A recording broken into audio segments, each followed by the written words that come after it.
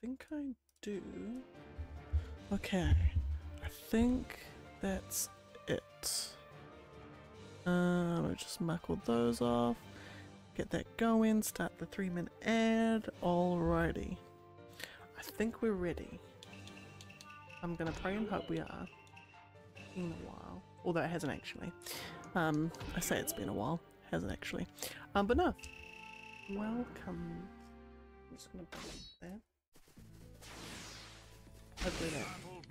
Hey, alright, we're back in. Day 107. Oh my lord, oh my goodness. We are back in. It has been, I've had a little bit of a week's hiatus. For lots of reasons. And lots of reasons, but also it is just it's just been an absolute week. Oh my goodness, hello Chickadee, good morning, good evening, good afternoon. How are you? How are things? Hope all is well. It has just been, I've been waiting for me as well to go live, to be honest. It is, oh my lord, it's been a week, and literally today is when my week got better finally. So, how fortuitous. It's a Thursday. They got better. I can now stream in peace. Oh, that's right. You're at the end of, well, it won't be your summer, no, it'll be your autumn at the moment, won't it? Yeah, because we're now just in spring, so we've got all the cherry blossoms are blooming. So right in spring, oh goodness. I mean, I would have tips for, how to, tips for like, hey, how to cool down, but I am just as bad in the heat, as I'm sure many people are. I don't know how to cool down. I've tried many a thing and none of them ever seem to work, so all I can say is good luck. And oh my goodness, Insane Van Gogh, hello, how are you? How are things? How is life? How is everything? There is no one who can stand against me. Oh, I've already started dropping my ice cream. Delicious. Alright, we're just gonna try. So I've lost a week's worth of progress, so we're just gonna absolutely try and smash these out as much as we can.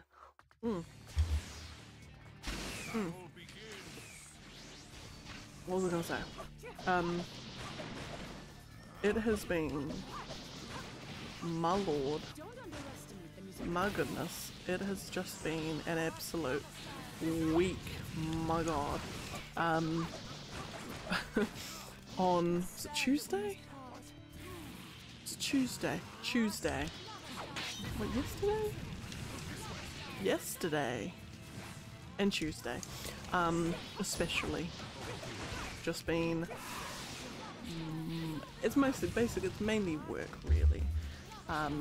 There's a particular project I'm working on, and it has, what started off as something really simple, it's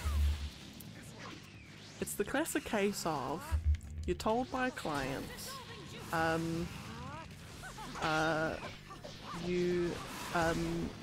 whatchamacallit, you got a client and you're like, right, tell me what you want. So they're like, okay, here's what we want.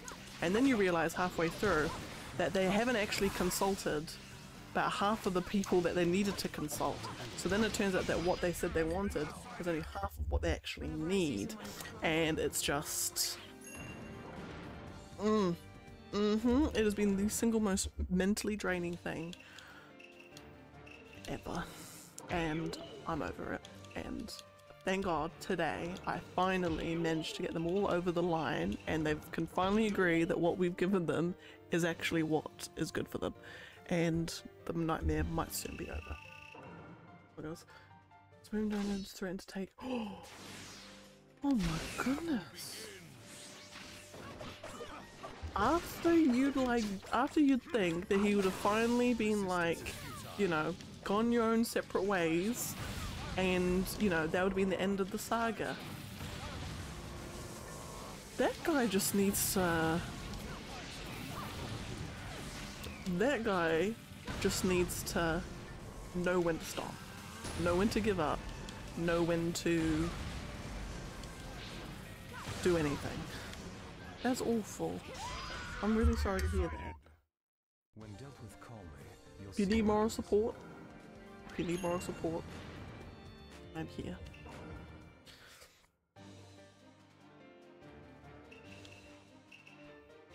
And if you just need someone just to vent to, like another person to vent to, again, I am here.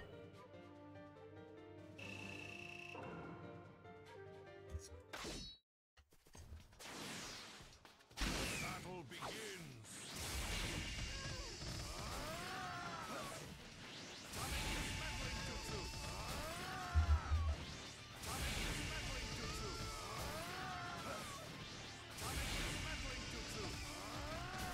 How I managed to hit her with that one is, I've got no idea.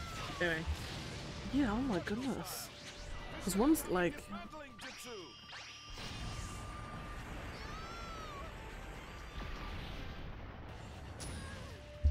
It's just like... Oh, I mean, I don't even know where to like start with him really, to be honest. I really don't know where to start. It's just... I think what's happened is he's kind of probably, I don't actually know, I don't know, I don't actually know what's up with him. He's just, maybe I've just got to go and maybe I have to go up there. I'll hunt him down and leave a threatening note, to say,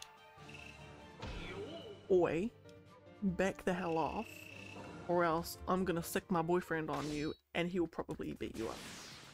I might do that.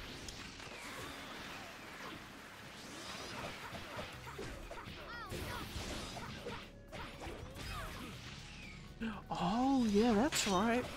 Because if he's fighting for visitation rights, then yeah, he's gonna start paying child support.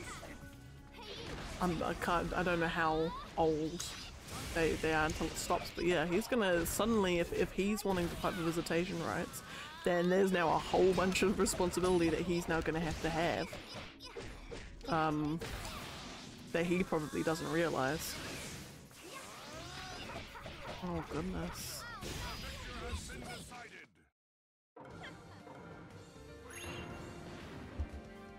Sure. And you could probably even and then again, this is coming from someone with like zero idea of the courts. Oh my goodness.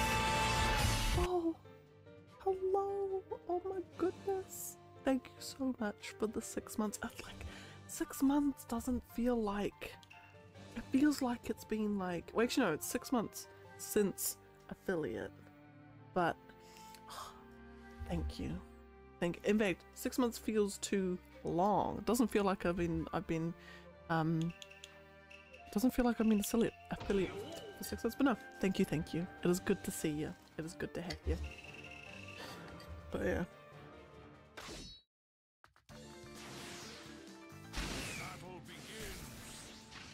Oh, you kept him off the birth certificate for his wishes. Oh goodness. Oh yeah, I don't think he kind of realizes what he's kind of getting himself into.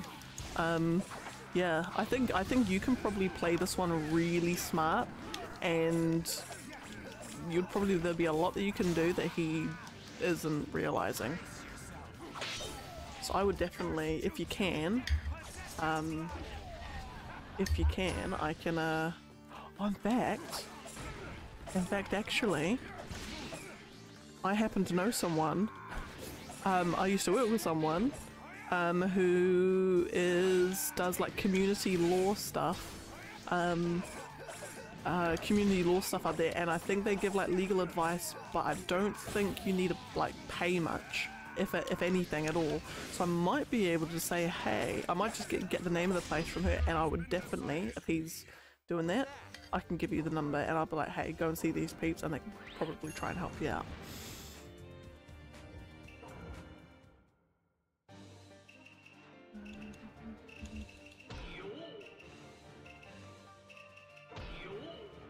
Oh, just give me for your ocean. Oh, is it a Tales of Arise again?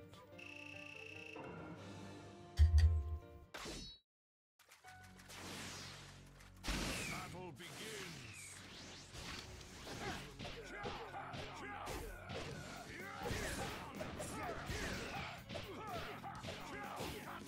Oh, it is fabulous.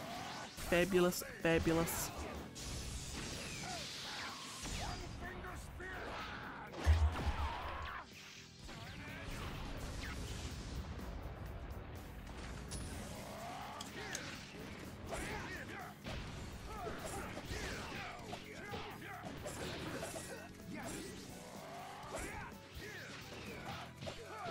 Oh my goodness, hello Michael Rich, welcome in! It is good to see ya! It is good to see you, good to have ya! You didn't And, Michael Rich, I was telling my dad about your sneaky secret assassin, plan for D&D, and he was loving every second of it as I was telling him. He's like, oh my god, I'm stealing that for my own campaign. I'm like, Dad, you can't. Don't steal it. He's like, no, I'm stealing it. So I think you've inspired what poor unfortunate soul's character's death, I think.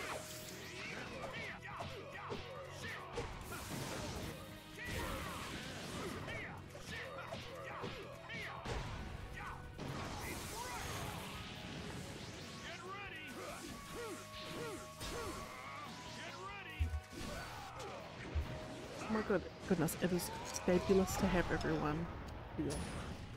I hope everyone is doing fabulously. I hope everyone, and if you're like, I'm not feeling like it's too fabulous, then I hope the universe corrects that soon. I hope that you start to feel fabulous. The name of the legendary sun,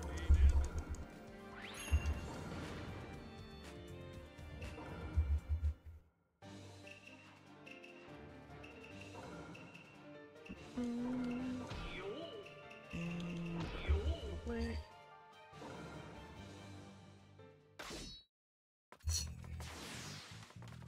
battle begins.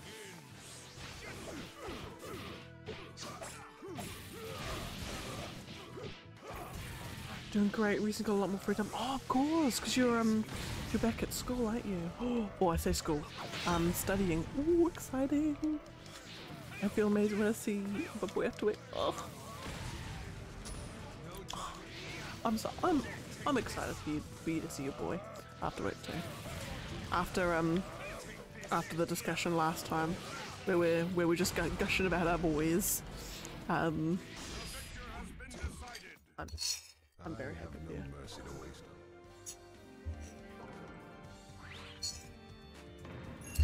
I hope everyone in your relationships are doing fabulously.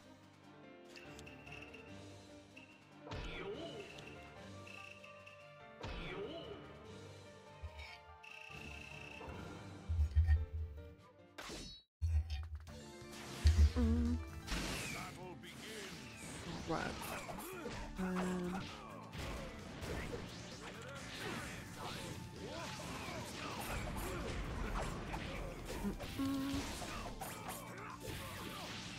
Due to recent events, I won't be going to work for a while. Please don't tell me something. Please don't tell me something bad's happened.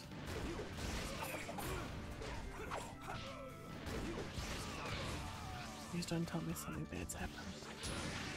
So also excited for Faith. Oh, Faith! I remember that. I remember the trailer for that. Like it's kind of like like the life sim. Yeah, the life sim genre has I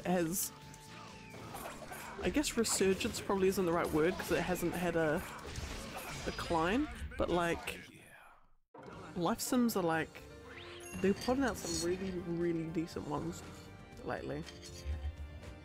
Which reminds me, I still need to get around to Harvestella.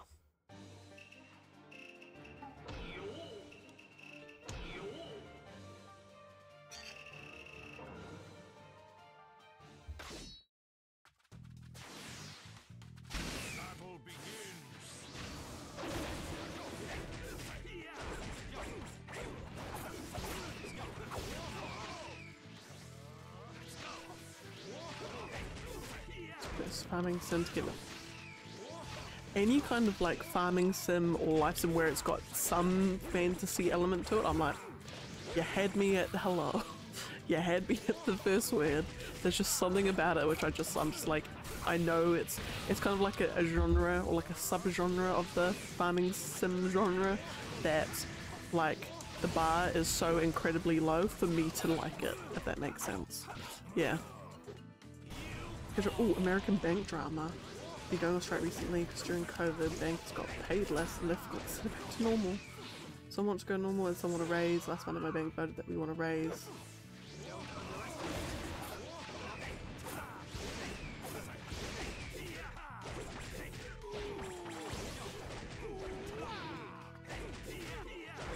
Oh my goodness. Sit and think about it, and then meanwhile now you're all on strike and you can't work. Goodness. And this is gonna be me showing my lack of knowledge about strikes, especially strikes in America, I guess. Do you still get paid when you're on strike? Or is it like you don't get paid at all? Or is it the fact that you don't get paid, but the fact that you're striking means that like these things are operating and then people get mad and then it puts pressure on the people that you're striking against?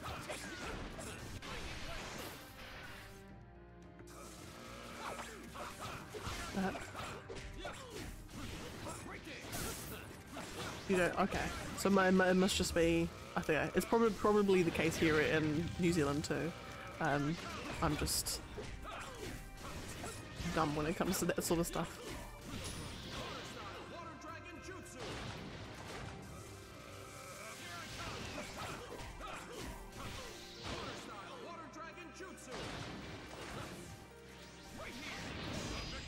Everyone walks out his worth to not get paid. And then, yeah, and I guess that'd be it, like, or especially in essential industries where, you know, you kind of need people in those roles for like society to function. It puts immense pressure on the people that you're striking against to get things, you know, to agree to your demands, I guess.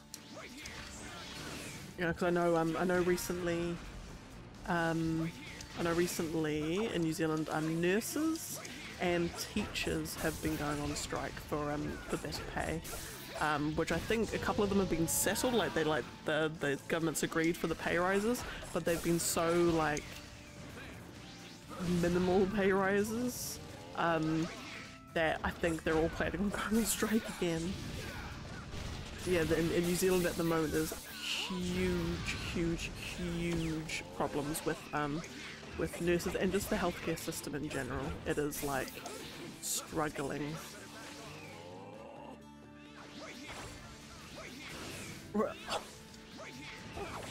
Oh no. Oh no.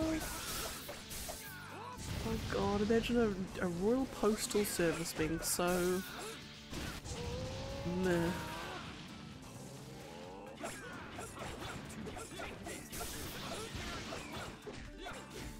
Focus quickly for me. As for raising a new building, the government speak for watch your step, we can put all this money. Oh. And that money for a new was probably our potential raises. Wow. Wow. What a passive aggressive move. goodness.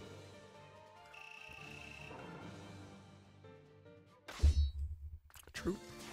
True. Getting through your backlog is always a good thing. And I've had to, where am I with my backlog? I'm still on 18 games. I've got Starfield at the moment that I'm getting through, so that's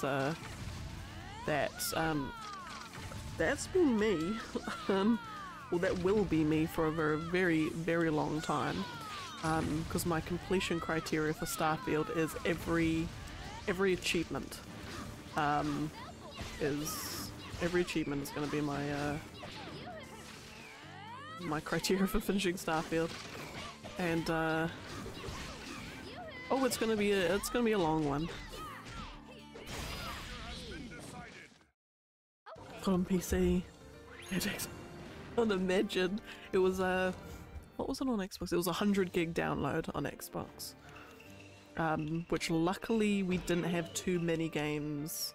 We didn't have too many games that we had to remove. There was a few that the boy had downloaded like ages ago, so I just sneakily deleted them all, and I don't think he's actually noticed that those games have gone. Not that he can't get them back anyway. But yeah, no, it's yeah, it's been good. And then because my dad's playing it as well, so he starts a party on it when he gets back home from work, and he just asks me how to do stuff. He's like, how do I do my mods? And I'm like, right, go into this building, go downstairs. He's like, okay. I'm like, now there should be a computer in front of you. He's like, I can't see it. I'm like, it's the white one on the wheels. He's like, no, still can't see it. I'm like, Dad, it literally should be right in front of you. He's like, no, still can't see it. I'm like, oh my god, Dad. Yeah, but no, he's thoroughly enjoying it.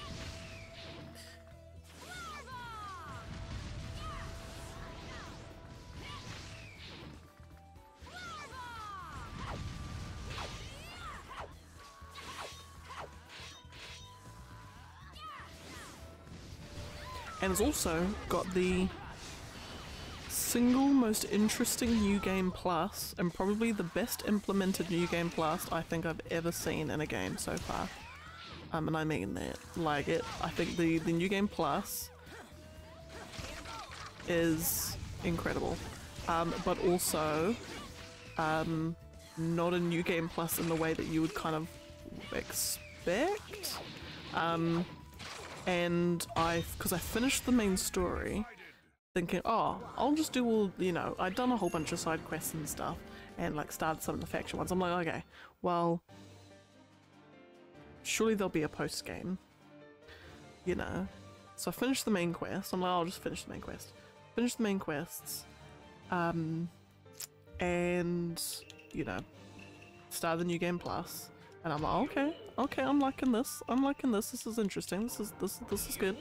And then I realized very quickly, oh no, I need to go back and reload my other save before I beat the main quest. For a reason I will not disclose. I'll be lurking and gotta get ready for it. That is fine. It is not a problem. I hope you're getting ready for work is good. And I hope your trip to work's good.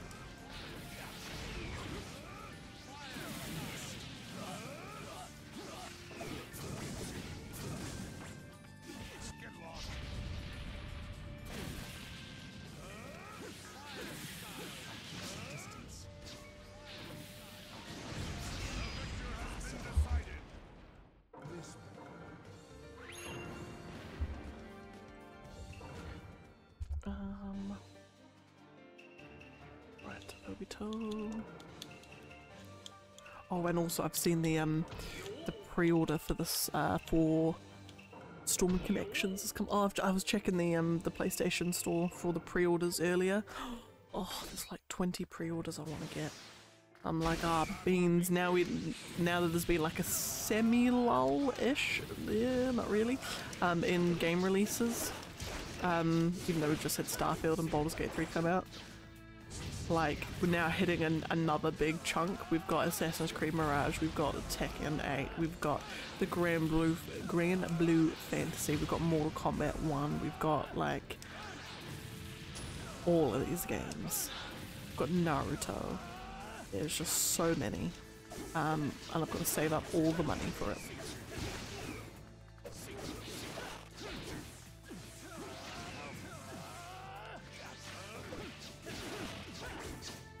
But I've had to implement my financial system for games. Is I am only allowed to buy one full-priced game per month. So in a year, I can only buy 12 full-price games.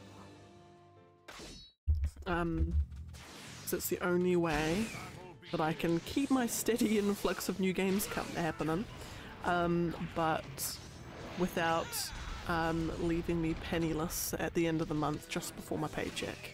Because getting paid monthly is an absolute blessing and a curse. Like, absolute blessing and a curse. Blessing in the fact that it is so easy to be on top of your bills. Like, it is incredibly easy to be on top of bills. Because as soon as you get paid, you just put all of your bill money aside, and boom, that's it. Like, you know, 5 minutes later, all the money that you have available to spend on everything else that month. And you'll never miss a bill payment. It's fabulous. And what?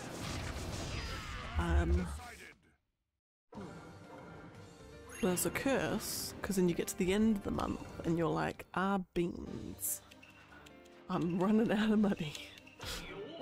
So even though you think, you know, I won't have to live paycheck to paycheck, some months, especially if everything decides to break down, you've got to pay for broken cars and broken everything. Suddenly it gets to a point you're like, maybe I do have to live paycheck to paycheck.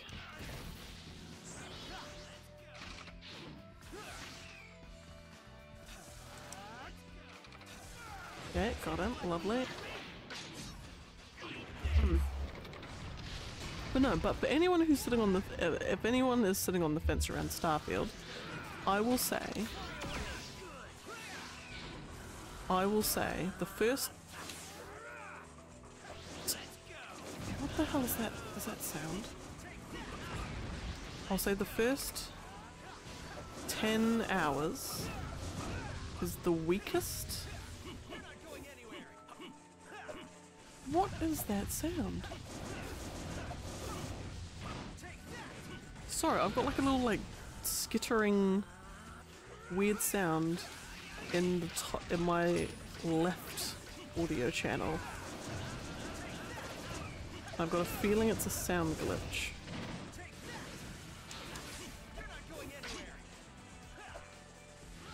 It totally is a sound glitch. Oh my god, it's just bloody relentless.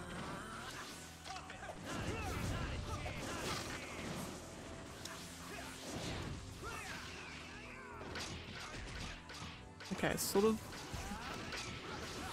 Oh my god.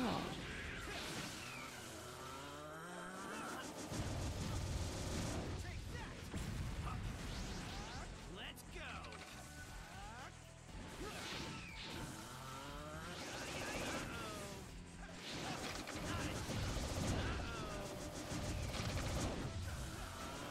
Oh, this is like the worst fight. Because Kankuro is probably my least favorite character to play as, and Data is probably one of my least favorite characters to face against.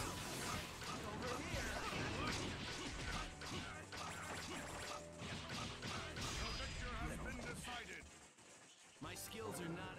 You can hear that, can't you? There's like a skittering sound.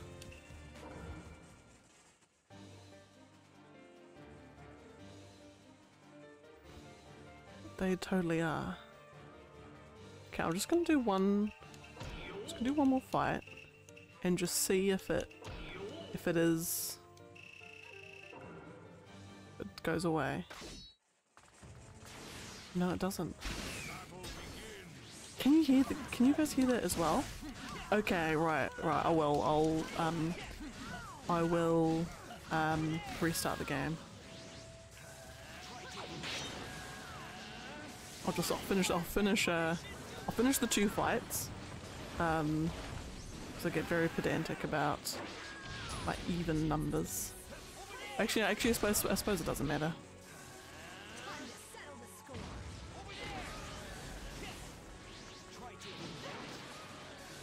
Yeah, no, this is the second time ever there's been an audio glitch like this, and the first time it happened, I would have been like the 10,000s.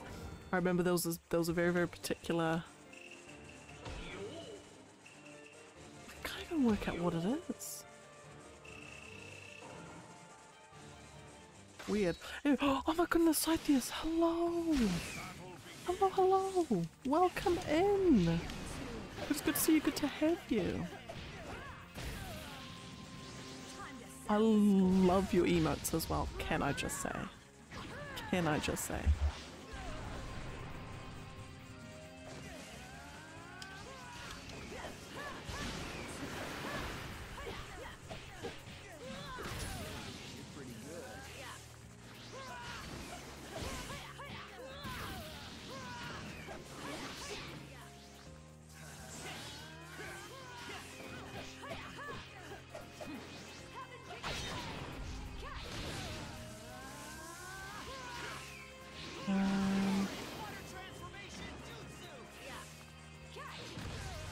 And lovely. Okay, right. I'm gonna restart again. I'll BRB. Why not really BRB? Oh, now's it stopped. Does it stop now? Hang on. It may have stopped. Oh, I think I can still hear the remnants of it. No, there we go. There it is again. Never mind. Never mind. I am indeed having a lovely time. Indeed I am. And may or may not be trying to write some fantastic blurbs for things, but I will not say to what effect, but Scythius will know exactly what I'm saying. But anyway. The game will shoot a fight. Well, actually, when am I next fighting as a female? I will not be fighting as a female for at least like 20 more fights, I think. Goodness, Naruto's sure is a sausage fest. Not that I really mind.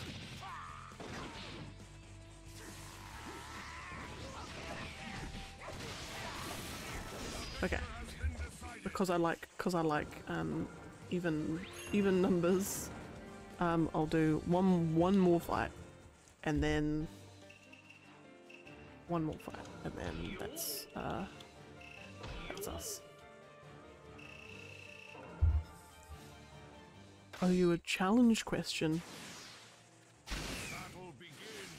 You don't owe me anything, Scythius, but I surely welcome a challenge question.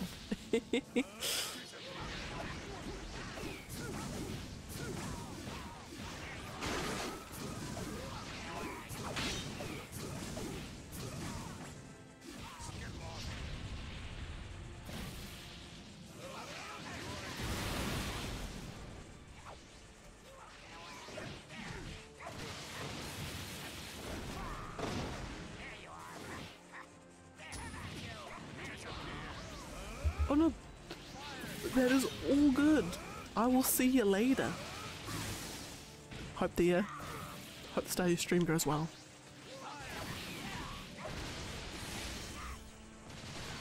I will be there post haste.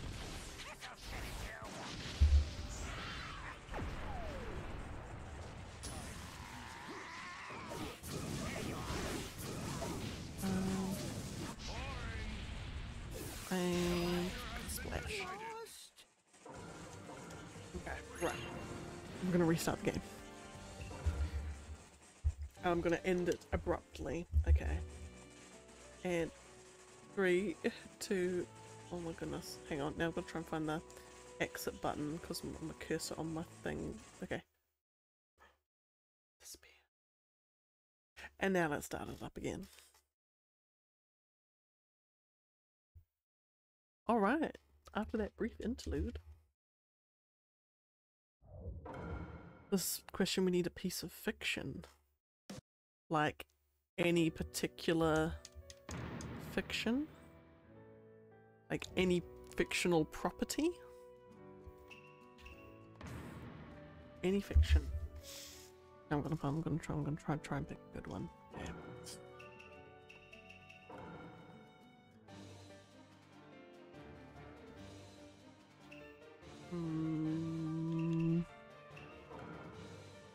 No.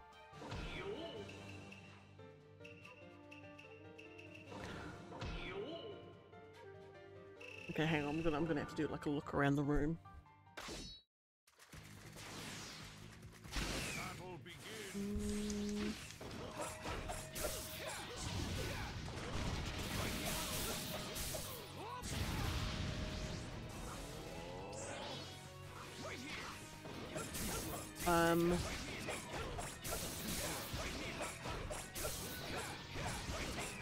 Well, I'm trying to pick a good one.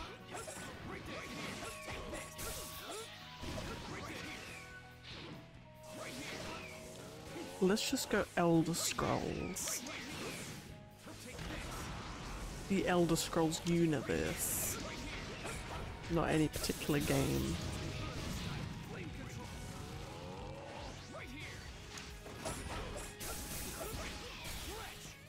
So that gives me quite a lot of flexibility, hopefully, for whatever the next part is.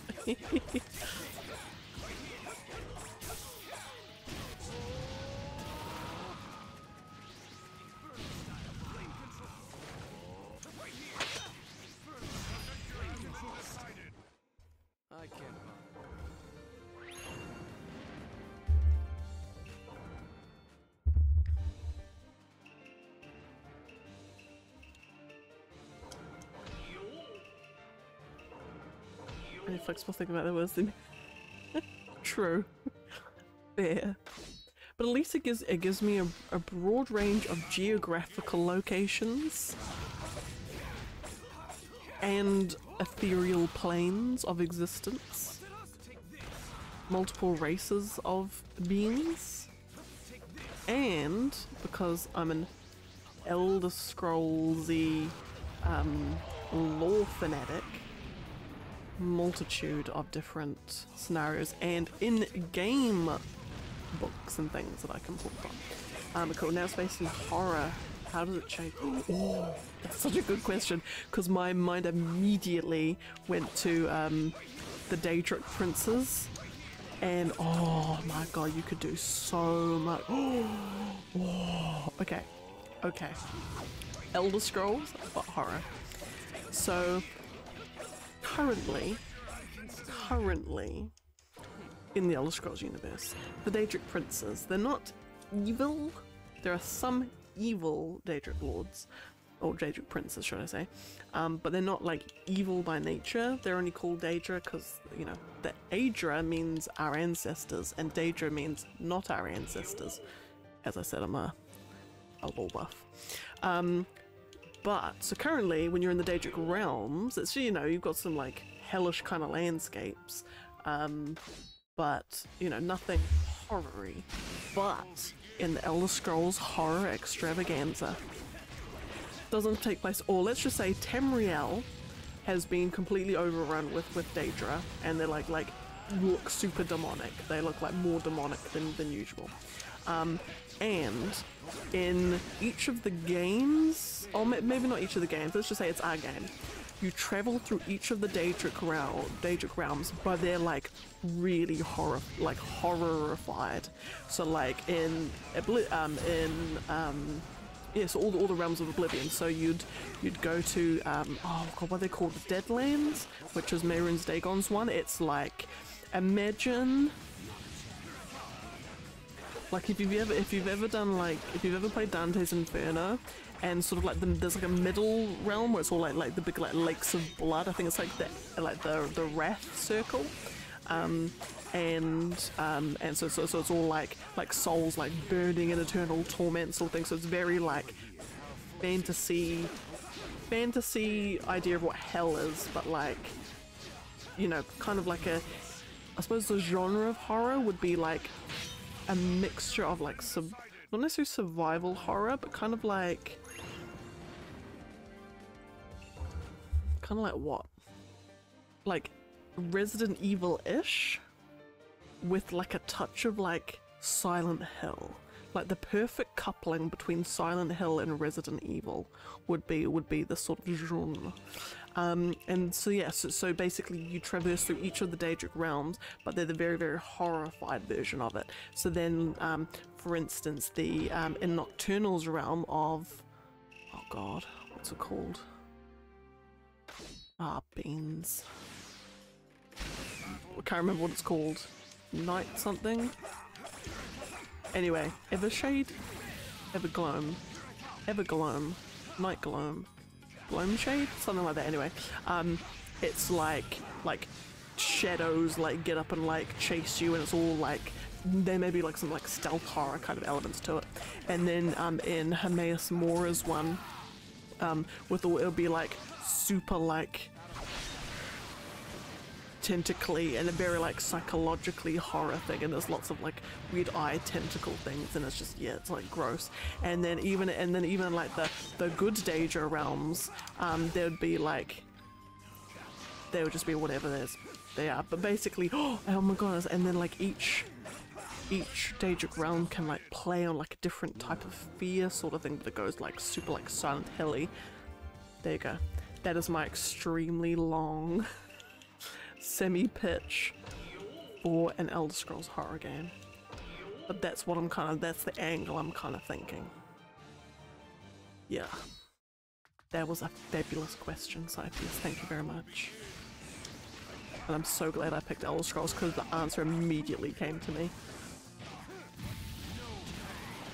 Because also like there are like definitely not horror, but like definitely like some creepy elements to that game as well. Oh my god, and then because like the and then in her scenes thing, because this is all like, you know, the hunted kind of thing, it's basically you're getting hunted by all these like eldritch wolf abomination kind of weird crazy scary wolf creatures, and you're just like being eternally hunted by them. Oh my god, that would be whoa. And then you got like kind of like a little bit of Resident Evil 2 with Mr. T? It's not Mr. T. T-Man? Mr. T-Man? Something? The guy in the coat that chases you in that game. You got like that sort of thing going along. Whoa. No, so Resident Evil 2, Nemesis is the third one, isn't it?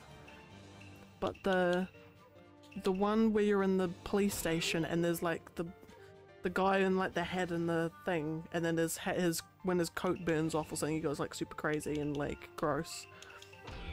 All I'm getting in my mind is Mr. T, and it's not Mr. T. Cause that's Mr. X. There we are. That's the one.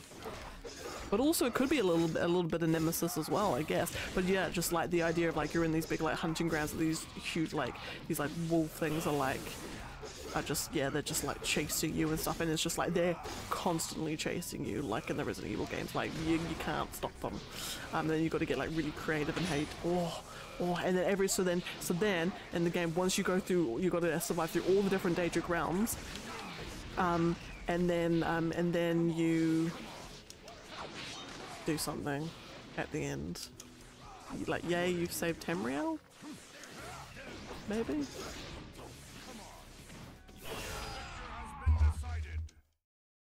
Excuse me.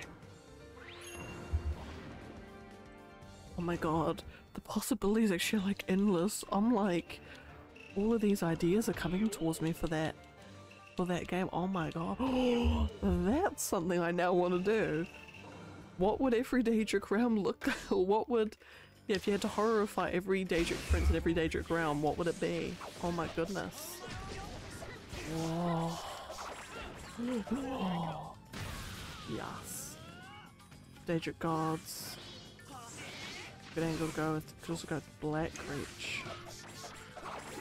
Oh! Oh my god, yes! Oh my god, you could do a thing where you like, yeah, there's obviously, there's like the nice shiny, you know, Skyrim up top, but then Black Reach is like really scary. Or maybe, yeah, like, yeah, Black Reach is even more pitch black. Oh my goodness, and there's like creepy like shadow things. Oh. Oh my goodness, the possibilities.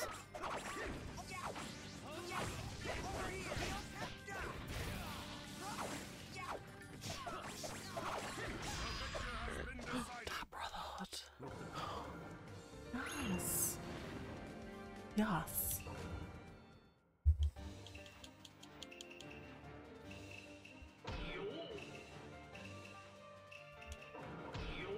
It's like a creative lock has been lifted from my brain now.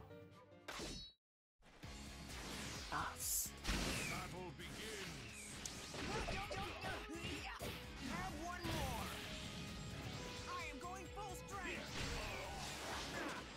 And what else could you? What other like elements are there?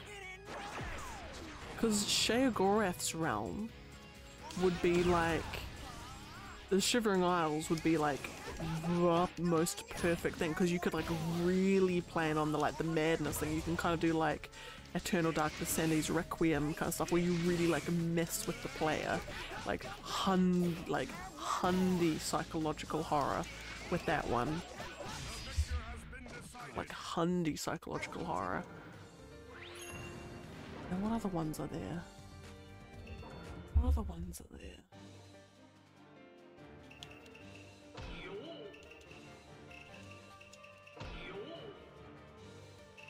Just trying to think. There's...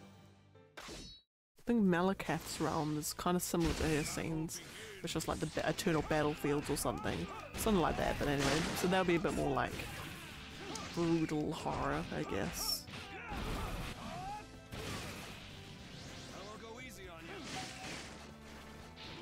Oh, and then more like Baal's, because he's kind of like more like Baal's. You could kind of do like a bit of like Event Horizon, kind of like Hellraiser kind of things with more like Baal's maybe.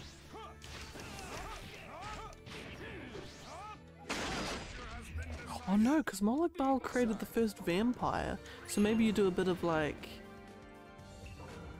what's some vampire ones or some zombie ones?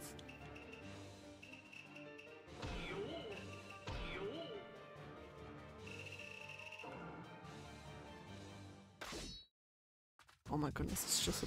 Oh, thank you so much, Scythes, for asking that question. Like, genuinely, thank you.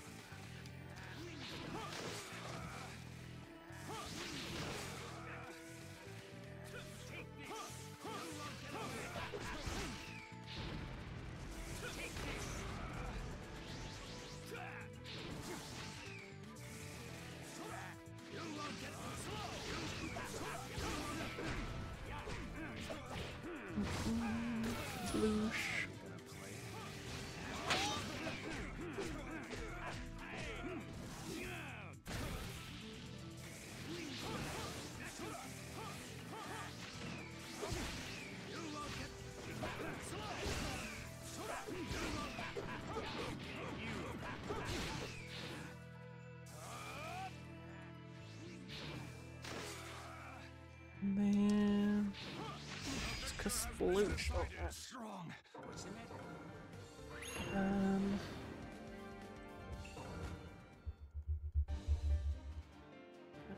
Naruto, Kurama, and Naruto.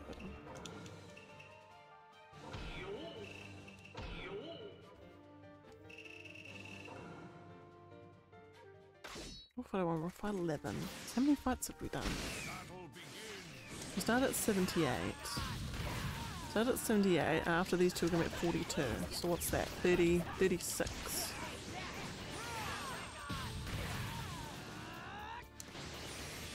So this must be fight 35.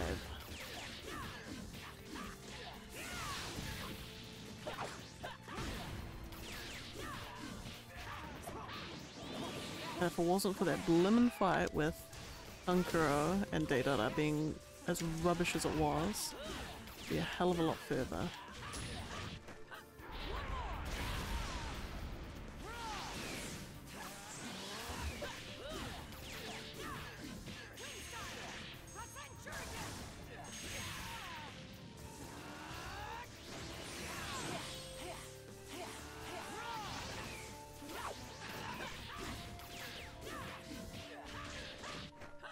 And kaboosh. Alright.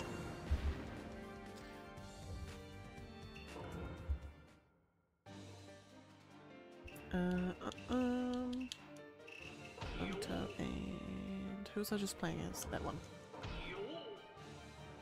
Oh yeah, and I crunched the numbers on how many fights with each character I've got left to do. I thought that it was one of the Narutos that I think I had like 14 fights or something to do with one of the Narutos, or maybe 13. Turns out Chio I've actually done the most fights with. I think I've only got 10 fights, will be now probably 9 fights now with Chio, and then I'm done. It's crazy.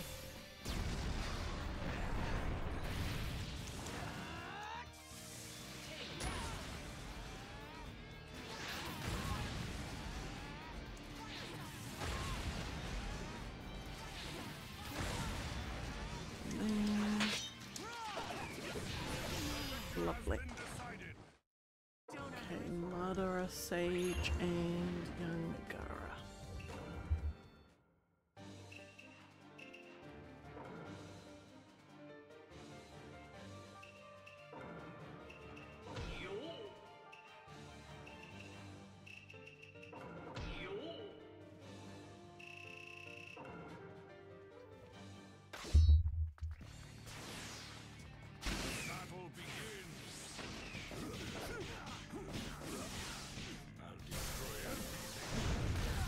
Splash.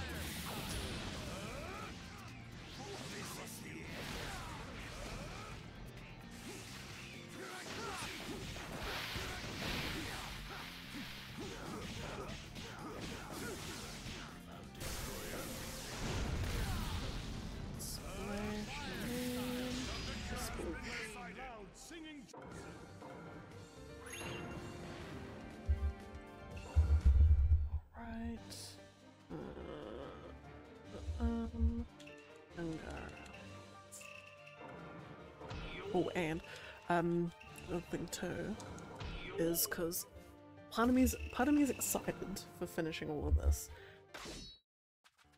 A, because then it feels weird that I won't be doing it because I've literally been doing it since I started streaming. Secondly, what? I'm excited to finish it because I've got, like, you know, definitely won't be stopped, because when I finish this it means that Storm Connections has come out and then I'll be playing that, so that'll be fun.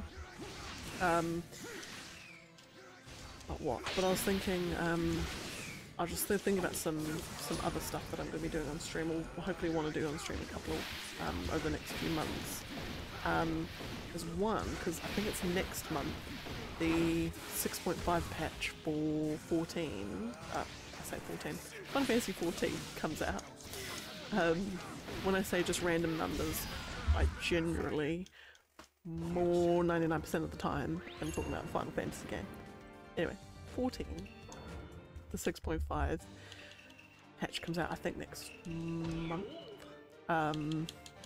And it's got the final stage in the 24-man raid, and I am so excited for it because it's all like about the gods that you've heard, you know, the 12 gods that have been there since, you know, the start of the game, and like you're like fighting them all and stuff, and they're just incredible boss fights. I absolutely love it, and just like I live for good character design, and like character, especially when you're like, when you're doing like personifications of zodiac signs or gods or anything, like how people design them and that sort of thing, all the little like subtle details that they'll put in sort of thing. Love it. It's just incredible. So I'm living, and also there's like this big, I think the big mystery of the raid series is the fact that there's actually 13 gods, and there's a 13th one who you don't know who it is, and also the fact of like what the gods actually are, because it's weird, because even though they've been worshipped for countless years, there's like weird details of like the symbols for them, or for like the symbols for the moon goddess Minfina, who's like the goddess of love. She's known of having a her symbol has got obviously the moon and then like a little dot next to it, which is meant to represent sort of a secondary moon called Dalamud, which is represented in a fight by like she's got like a wolf, like she's kind of depicted as, you know, she's a moon goddess and she's got like a wolf companion called Dalamud. But the problem is that Dalamud was actually an artificial moon that this empire that's since been, you know, since not disbanded, you know, faded away, you know, been destroyed, something. They created Dalamud as a way to trap Bahamut inside. So if this god has supposedly been around for ages, then she can't have had Dalamud until this empire created the moon, which is like created the secondary moon. So it's kind of like which came first, and how did it like, how could a god be depicted with something that never existed until like hundreds and potentially thousands of years later. And so then they kind of like throw in the subtle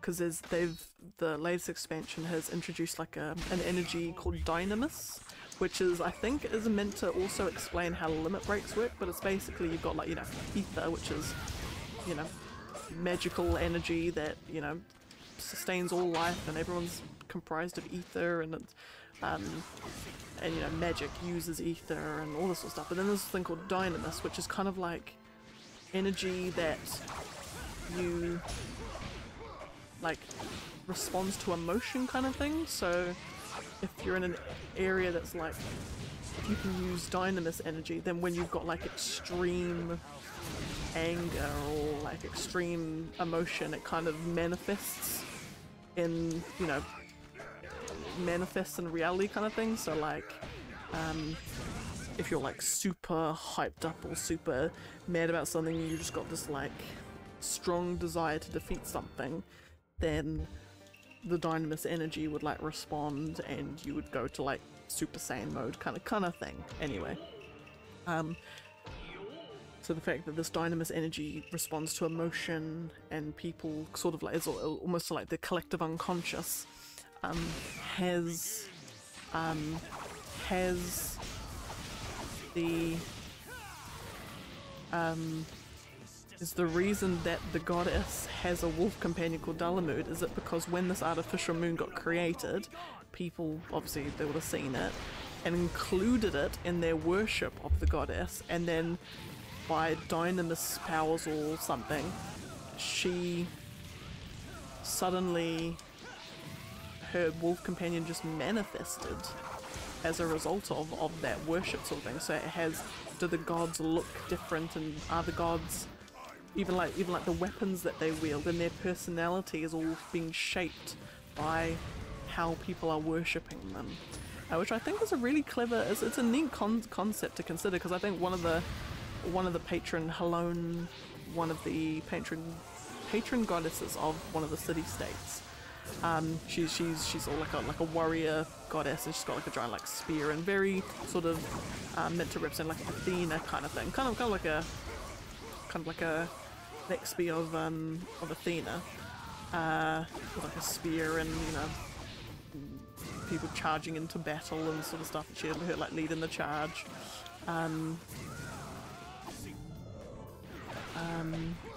But then like one of the gods comments that, oh, you never used to be so like blunt and aggressive sort of thing. You were like super lovely, and like when did you grab that spear sort of thing. So it's almost like she being shaped as her personality and appearance and everything being shaped by how the city-state's worship of her evolved. Anyway, I'm banging on about it way too much, but yeah. So anyway, the 24-man raid is the culmination of the story, and I am so excited to see what happens. And I'll probably stream that raid as well, because the boss, I'm hoping that the final boss in that one, because there's 4 boss fights that you do. Oh, not always, but there's generally like 4 big boss fights you're doing it in one of those raids, and we've only got 3 gods left. So obviously the last one is going to be, people are hoping for like a fusion of all of them, and then it's like a complete, it's a fusion of all the gods, Ultima or something, I don't know, even though there's already an Ultima. And yeah, but no, I'm just excited, so I'll probably stream it, most likely stream it. And of course, because it's Masayoshi Soken doing the scoring, so the music is going to be absolute bangers. It's going to be an absolute banger. Square Enix has become the biggest enforcer for game. Right? All of the messages, like if you think about it, all of the messages in the key messages in Final Fantasy games is very much like defy your destiny. I can't think of a single Final Fantasy game where there isn't some element of defying destiny or fate. So big on that one. And then yeah, it's like caring about the planet or just living in harmony with the life force of the planet. Like it's very much, you're not an individual, you are part of you're part of the planet and this big, everyone and everything is part of it, and we all go back to the planet, and even though we may die, it helps, our death helps shape the way for life later on. It's very spiritual, extremely spiritual, and as a spiritual person, I dig it. I love it. It speaks to me. Maybe that's why I love Final Fantasy games so much. It's the messages and themes are always like, I'm like, yes, I'm liking this. I'm relating to this.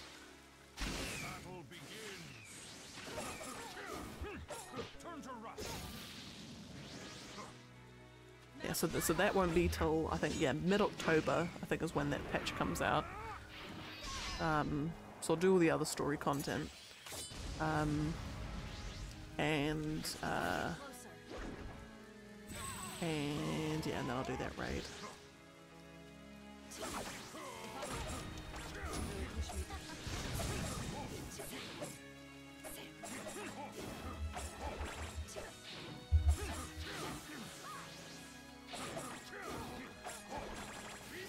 Sploosh.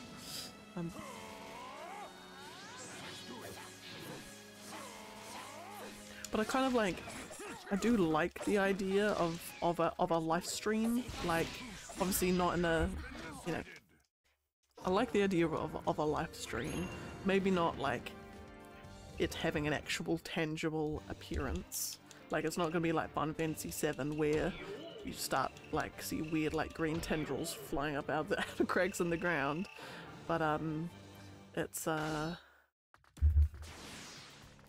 yeah, but I like the idea of everyone goes back to the live stream.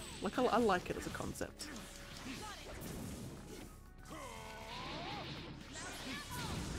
Speaking of JRPGs, she started at 16. I feel like I'm confused. Oh my god. I know what you mean. My brother he's like, oh my god, Sid is the most badass character I've ever seen, and coming from my brother, that's high praise indeed. Like, he does not say that lightly about characters. He's got a very high bar for everything. But yeah, he's just 16 is just my thoughts about it change the more I think about it. But one thing that I get more and more solid on, you know, the more I think about it, is just those characters in that game are incredible. Absolutely incredible. Like my god. Like my god. Just, I think, and even I'd say is probably one of the stronger supporting casts in a Final Fantasy as well, I think. Like, I never thought, you know, from when you first meet Gav and all them, I never thought I would feel for Gav as much as I ended up doing. Yeah. But no, as a woman, as a warm-blooded female who's also played FF16, yeah, I mean, there was a couple of times, boy, I'm just like looking at him, I'm like, sit and Clive, man, you can get some tips from them.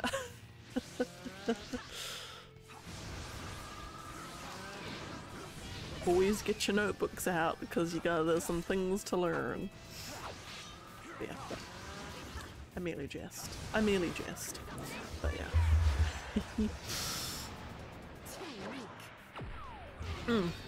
Anyway, after this fight, I'm just gonna run a quick 3-minute ad as well. I've just realised the ad breaks come up.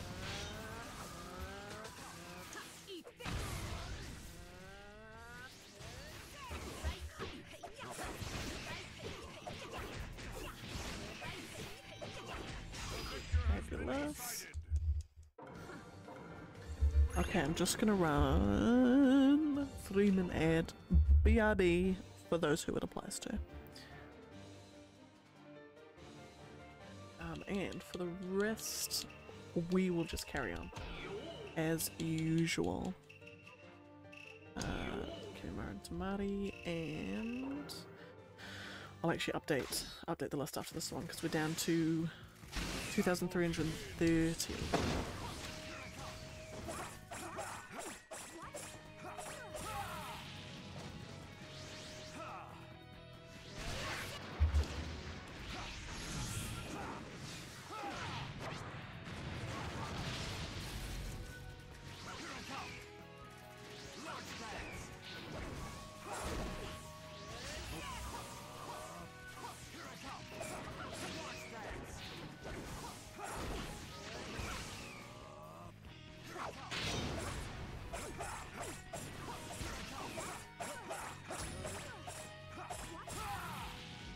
Also, the more I think about 16, the more I can see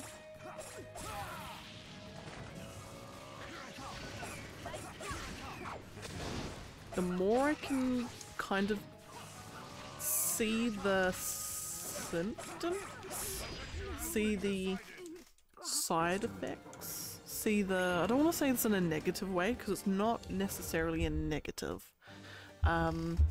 I can kind of,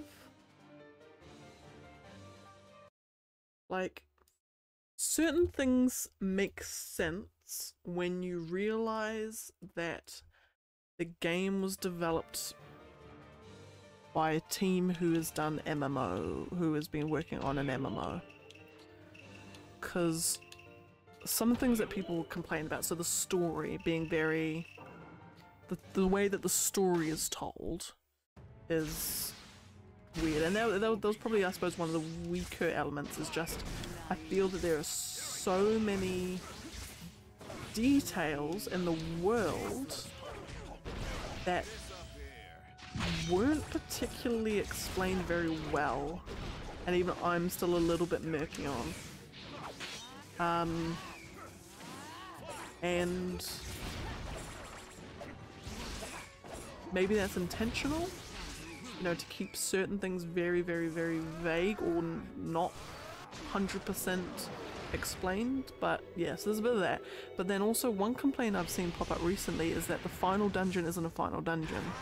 There is no final dungeon as such.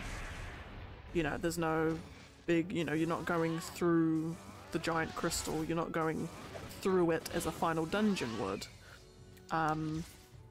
It's just very much the end, and I'm thinking, hang on, you know, when I think about it, the team is used to your final dungeons in 14 is just a giant boss fight. Are your trials, as they're called. And I'm like, yeah, it was a trial. It was very much you go there and, you know, bar like a couple of, you know, bar a few cutscenes in between. It's basically a giant trial. And so I think about it, I'm like, yeah, that's something that a team who is predominantly doing Final Fantasy XIV, that's how they would approach a final boss. Not with a big dungeon and then the boss room at the end. It's a trial. And I'm like, so I can see elements of the fact that this was made by a team that specializes in the MMO. And I think with that lens on, I can kind of forgive a lot of the pitfalls, per se. But yeah. Yes. Yeah, and exactly, the combat did feel incredible. And I think, like, I mean, I'm nowhere near good at the combat. I think there's a lot of finesse and skill that I just was not either aware of that you could do, or just knew how to do well. Like parrying, well, I could not do that with any level of consistency. But then you watch people, like the, you know, the video compilations of, you know, and you say that the combat is just mesh square. And just the combos people are doing is just like unbelievable. That they're doing like 100 hit combos, and it's just like if you can do some magic with that combat system, and it never ever felt like a slog, which is good. Yeah, it was just a very, very well polished game, and I love it. I love it. Hasn't beaten 10 for me, but for something to beat Final Fantasy 10, the highest bar, like, it has to truly be something special.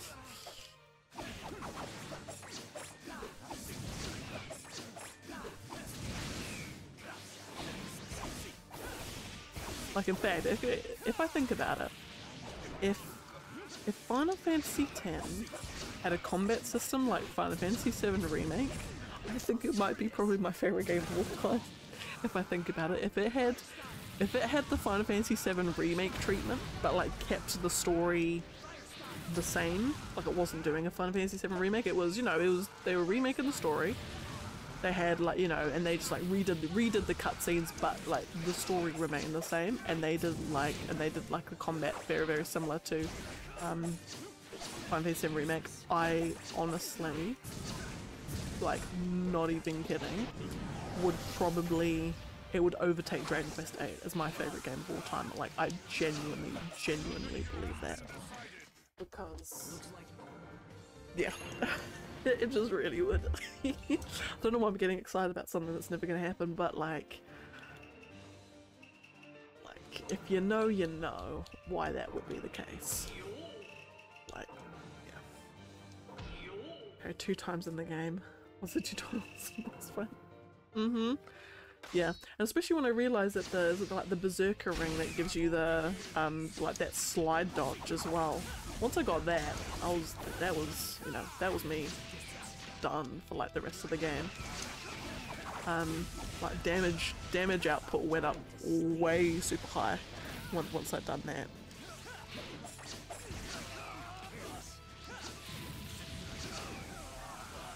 Oh my god, now I'm getting like, can I just write a very, very heartfelt letter and just get like a petition signed by like 20 million people just to say, can you please do the FF7 remake treatment on Final Fantasy X? Because Square Enix, it would be your bestseller for like for the whole history of ever, and you'd make like $1 billion, and I'd probably buy every edition of the game, because it would just be that good. Imagine it though. Imagine this. Oh my goodness, and then you'd have like the summon sort of thing. Oh my lord, and then like you've got, you know, you can control Auron and Tidus, and then Lulu would be. Actually, no, yeah, no, Lulu would be kind of interesting to do, and then you got Waka. He would be like your Barrett sort of. Oh, and then some of the boss fights. Some of the boss fights would just be incredible. I need this to happen. Bonus out of all my companions. Yeah, fair. I mean, I did end up putting the ring on that gets Toggle to do, you know, stuff without having to manually control him. I was doing the most insane combos. He was such a handy little thing. Like he'd be grabbing people and he'd be doing like extra combos when I'd hit them up in the air, and I'm just like, oh my god, thank you.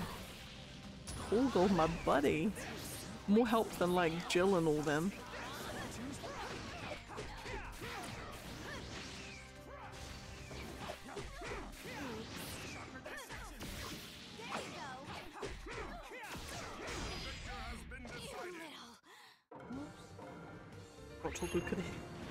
I will say with his heal, I will say I think that it could have been, I think the regen rate could have gone up just slightly.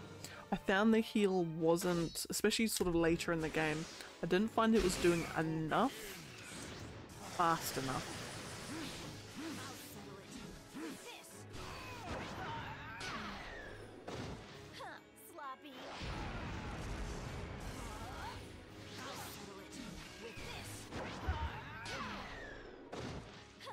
Yeah, if they just like increase that sort of heal factor just ever so slightly, I would have probably ended up using it more.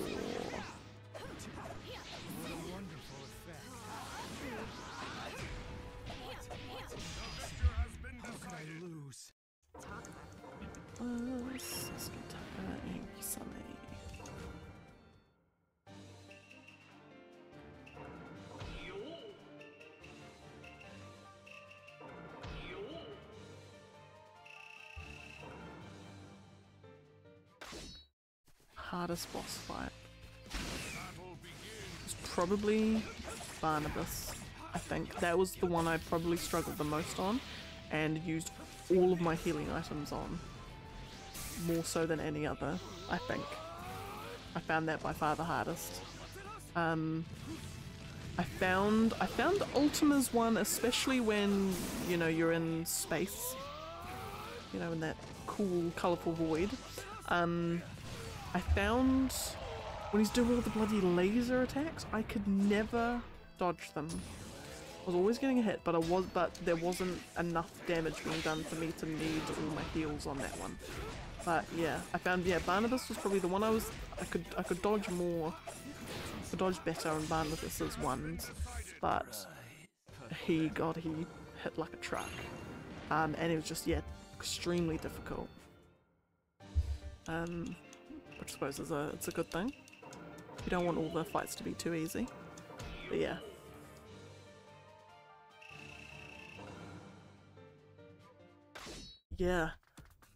Yeah, it's and I wonder if that's intentional.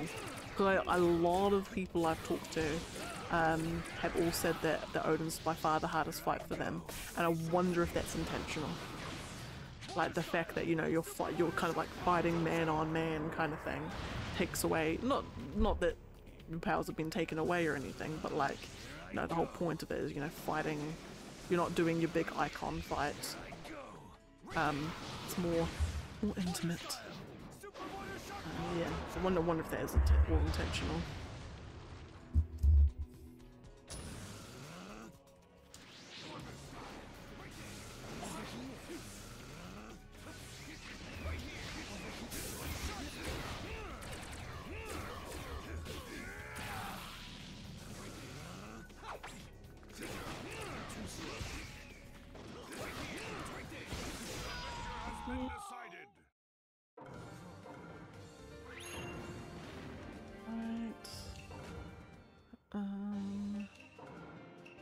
She and Murray.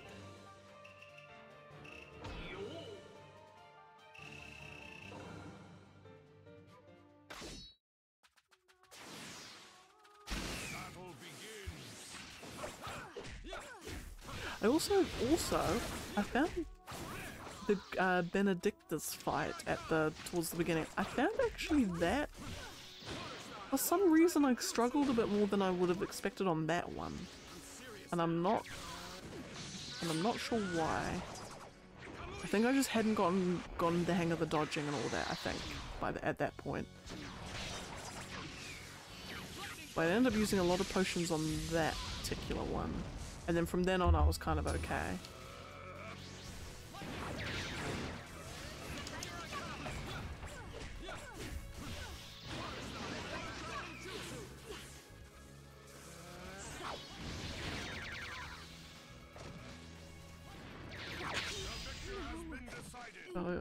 I felt kind of bad for was when you're fighting Shiva. I kid you not, I'd beat that if I was so little.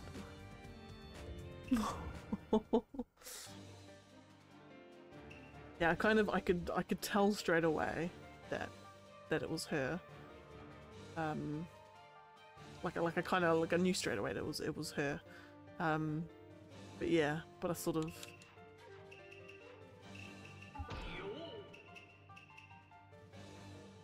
I found it at the time I was like, this seems a bit odd, but now when I think back on it, it actually all makes sense. Like the speed at which Clive suddenly just like switches sides as soon as he sees his Jill, it's like instantaneous. Yeah, nah, I'm gonna defy my commander. What was his name? Not Biest, it was Tiamat. I'm like, he did it so quickly just from seeing it, but then I'm thinking, actually no, like he was in servitude the entire time anyway. He probably hated the last 30 years would be absolutely awful for him. He's probably just waiting for any chance to get out, even if there's a chance that he'll die. Clive is just such a good character. Like, the more I think about his character, he's actually probably out of all the Final Fantasy, like the single protagonists of every game, I think he's probably my favourite. I think. I prefer him over Cecil, Squall, Cloud, Terra, Zidane, Tidus, Ash, or Worm, depending on who you ask. Lightning, Noctis, all of them.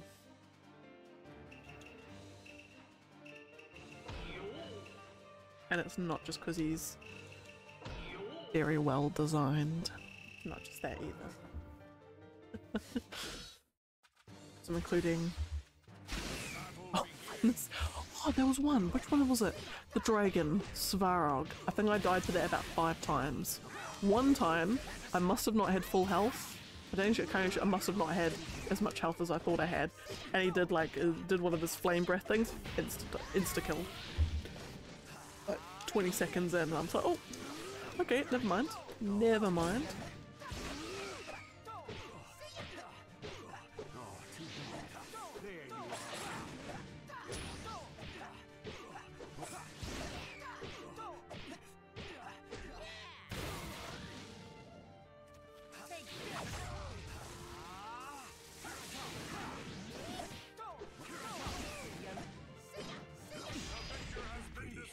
Impressive.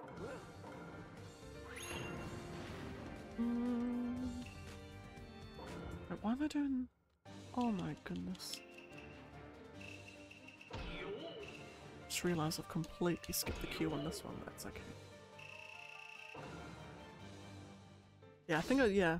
Was it the Svarog one? There was another bounty as well, and I'm just trying to remember which one it was that I struggled with. I think it actually might have been the Atlas one. No, there was another one.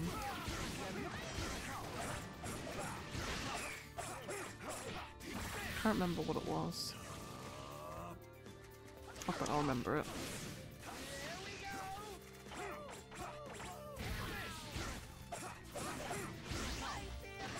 character I'd like seeing more of.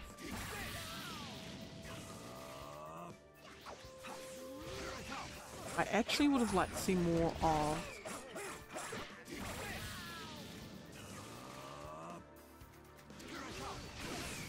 because there's a lot. I actually would have liked to see more of Dion.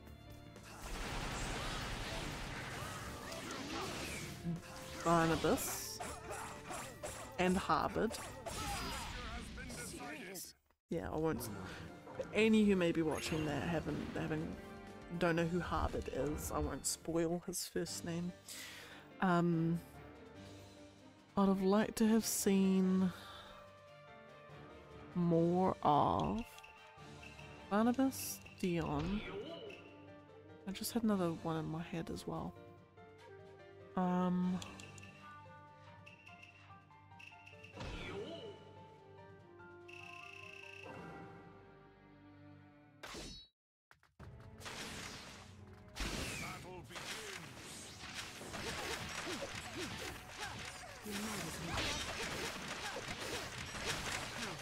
Probably Elwyn actually.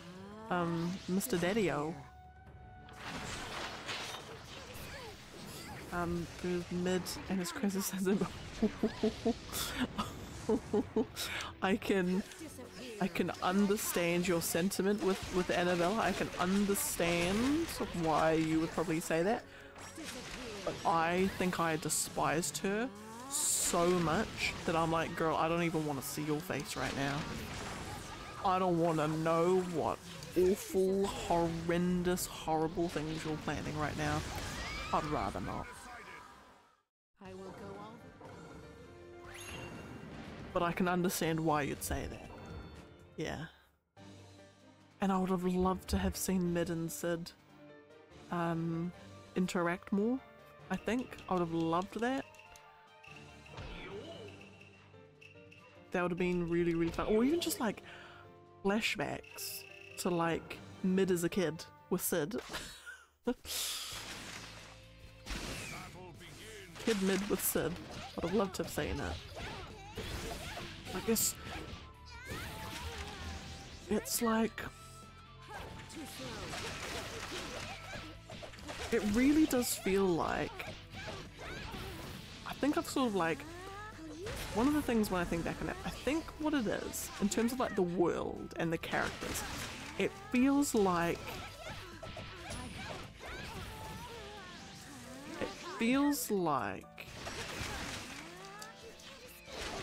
it's only just enough of an introduction to the world and the characters for you to be like, okay, I want to see more, and then more comes later.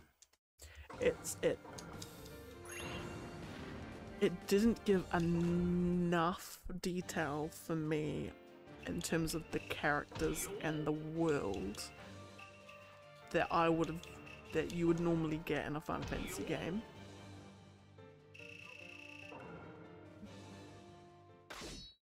But there was enough for me to love it and want there to be like, if they did like another do of FF16 and they just went like the 1,000 tomes was more of a codex of information you kind of already knew, and didn't have any information, or didn't have information that you wouldn't have found in the game otherwise, I think probably would have been better. And then they flesh out the story, then they just flesh scenarios out a little bit more and gave it a little bit more detail. But also at the same time,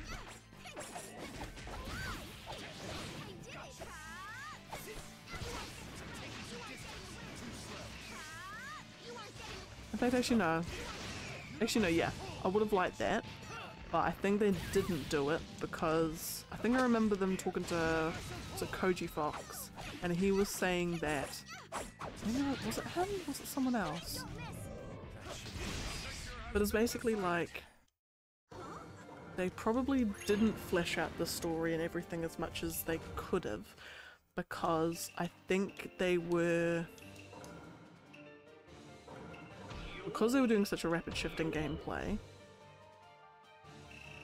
and they were trying to appeal to as wide an audience as possible. You know, we want more people to want to play Final Fantasy games, so people who are here for the action are not here for super in-depth plot and world building. Like, as good as the Devil May Cry games are, in terms of like, I would say that the story in FF16 and the world building is comparable to a Devil May Cry game, I think.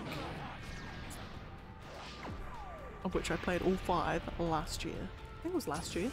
Might have been the year before. How long have I had the house? Yeah, last year.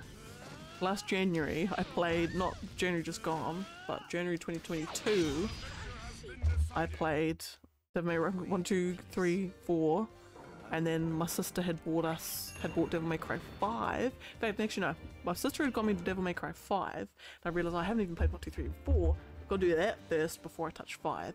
So I finished technically all 5 of them last year. Favourite? Just trying to remember them, hang on. Because I can tell you right now 2 was by far my least favourite. Didn't like 2 at all. Wasn't 1. 3 was with the tower. 4... 3 was when you've got the tower, and that's with where Lady is introduced. It's 4. 4 was with Nero.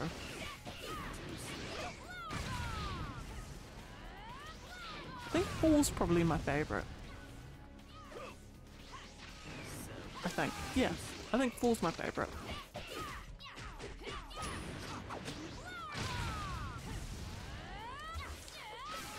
Yeah, because I think one was fine, I think. I just found it too hard. Well, I didn't find it too hard, should I say. But I mean, actually fine. Yeah, didn't like 2 at all. 3, I liked the tower, but I just remember not liking some of the boss fights. And then 4, I just remember because I actually liked Nero a hell of a lot more than I was expecting to at first glance, kind of initially. I thought it was like, oh god, here we go. The uppity, cocky youth who just doesn't listen to everyone and is just an absolute asshole. But actually no, I kind of liked him. Actually kind of liked him. And he's in a stable relationship, which makes me even happier. It's not a womanizer.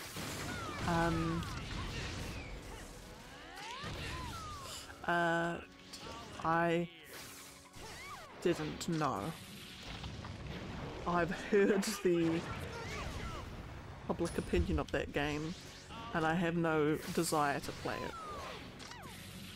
Although I feel like if I would, I'd probably I would like it. I wouldn't dislike it, but I've got no burning need to play that game.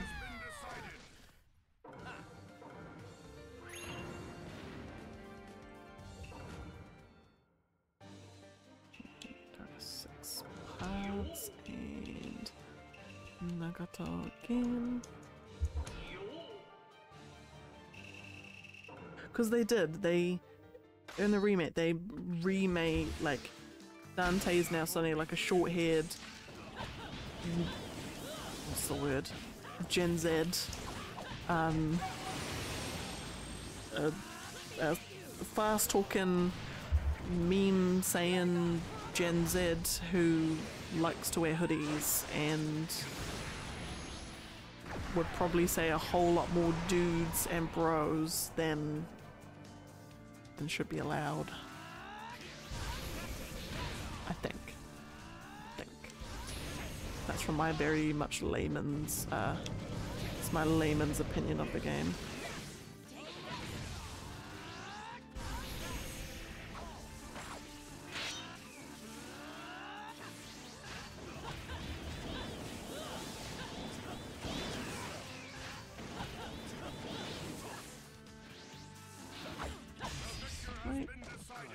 Fun fact, Devil May Cry was supposed to be Resident Evil 4, but they said it was too actiony. So ironic serial literal game later, there's the character Naruto who turning to volcano, really? Oh my god. I mean, cool, but yeah, no, that because that totally screams Resident Evil, doesn't it? Yeah. Interesting.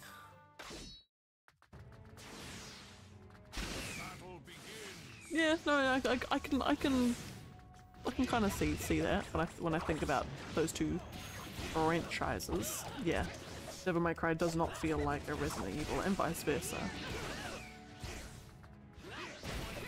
And like I put Devil May Cry into the same category as Vanquish, or basically a Platinum Games thing, where like Bayonetta and Vanquish and all that, where it's like a style, like a, what do they call it? Like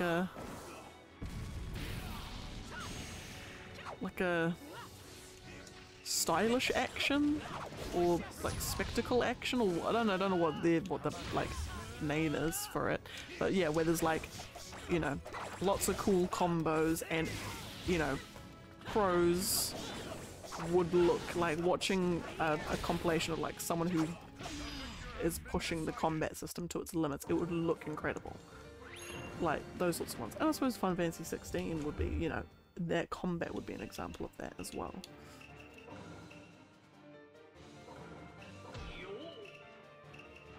Yeah, but like that, yeah, I can see why they would have been like, we're not doing that. It's Resident Evil. Having never played a Resident Evil game, nor having any intention of playing a Resident Evil game, I can see why that would be the case.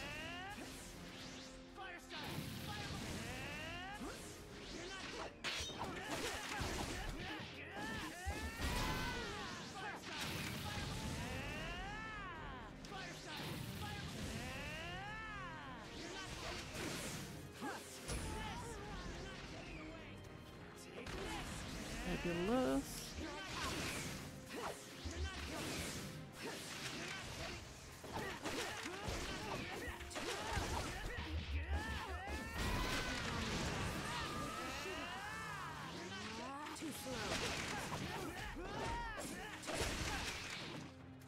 Surprise Ari says it's the first game, but in the time it's really the true.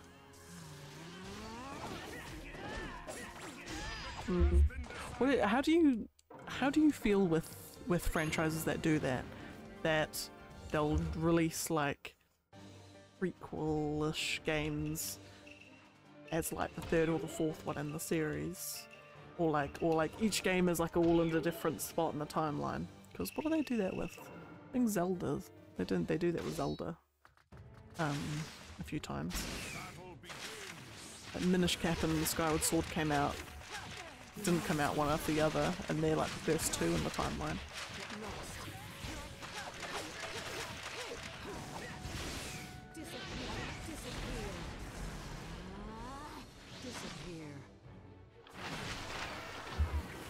Timeline is completed. Oh, true.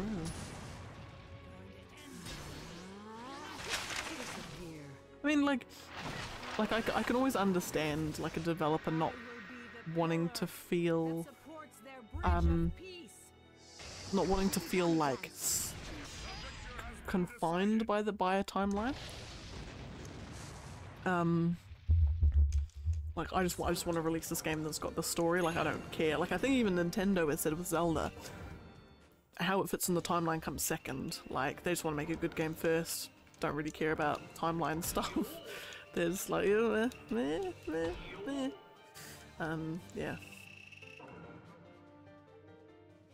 Cause yeah. Oh yeah, no, it's branched into 3 paths, with Ocarina of Time being the splitting point. I can give a whole nother thesis on the Zelda timeline as well. I'm still can't remember where some games, or which timeline some games fall on. But yeah, but like, you've got like Skyward Sword's the first one. Minish Cap's the second one. There's another one, I think it's maybe Link to the Past comes after that. And then I think then it's Ocarina of Time, and then that splits into 3. And then every other game falls into one of those 3. Yeah. And then Breath of the Wild and Tears of the Kingdom have just completely just turned everything on its head, and everyone's tearing their hair out trying to work out what it all means.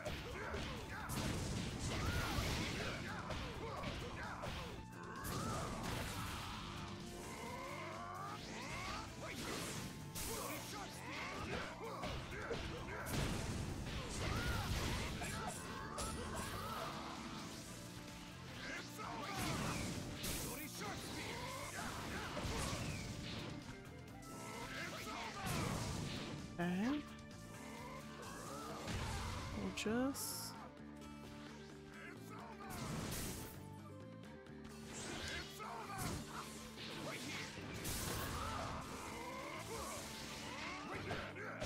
Yeah, 'cause what other franchises have done that? I think. Elder Scrolls is very linear.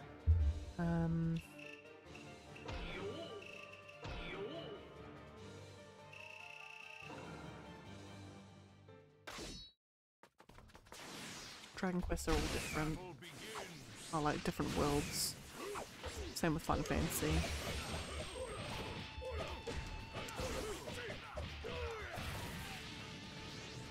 I suppose with... I mean, you could say the Final Fantasy VII compilation. Maybe. But that's like just a small subset of Final Fantasy, I guess.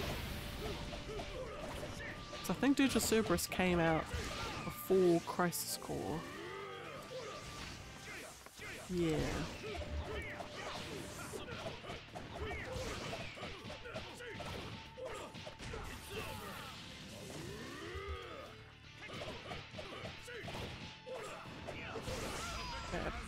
I can't actually think of any game series that are all over the place.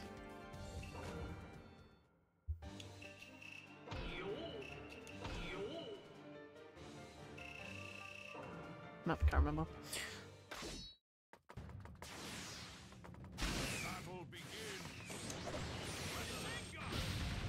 A video game series with messed up timeline. Metal Gear Solid. Ah!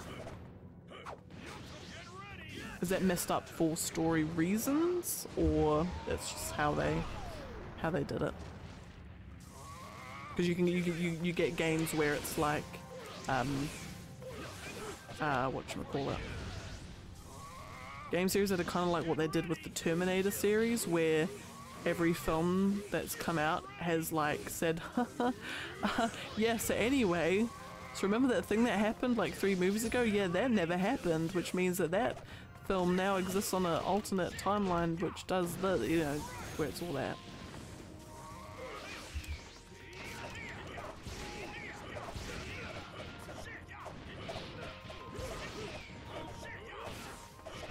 Oh, come on.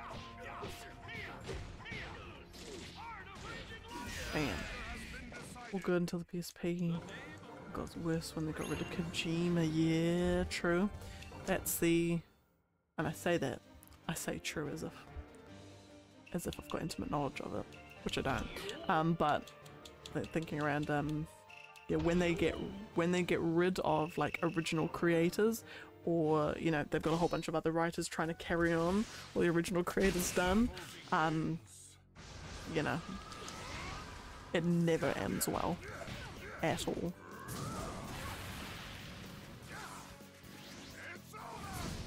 It's like with Star Wars, when George Lucas sold it. Say what you will about the prequels. At least they made sense in the.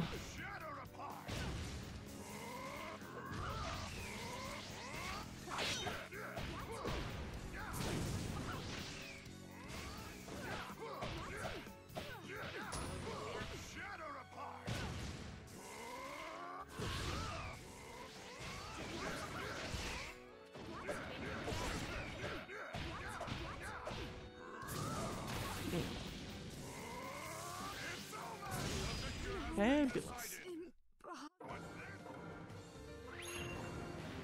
Alright. We got you into Mari.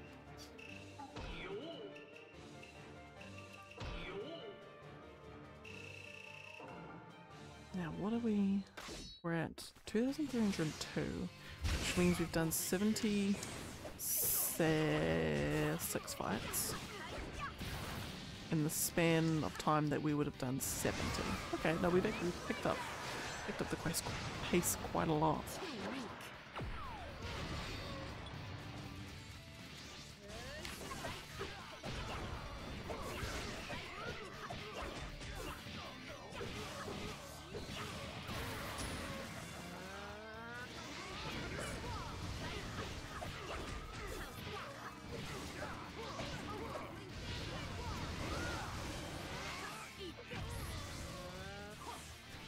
Ever play Metal Gear?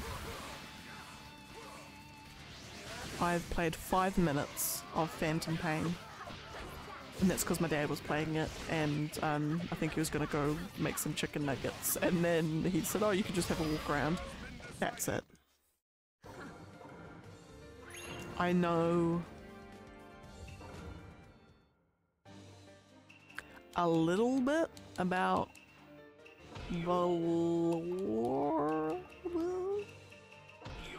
ish. Like I know in Phantom Pain I know Quiet and why she's called Quiet and that. I know about because I've watched lots and lots and lots of Easter egg videos on YouTube. I know about Psycho Mantis and his whole thingamabob. I know also about another one where you're like walking in this like fog place and then there's like things that appear in the fog. I know about that one. I know about the end. In fact, yes. In fact, there's a lot of bosses that are in Easter egg videos. I know about the end and the whole trick with him. How to defeat him without actually ever having fought him, which I think is incredibly clever. Also, I think his name's the End. I could be wrong. The old sniper dude, anyway. I know about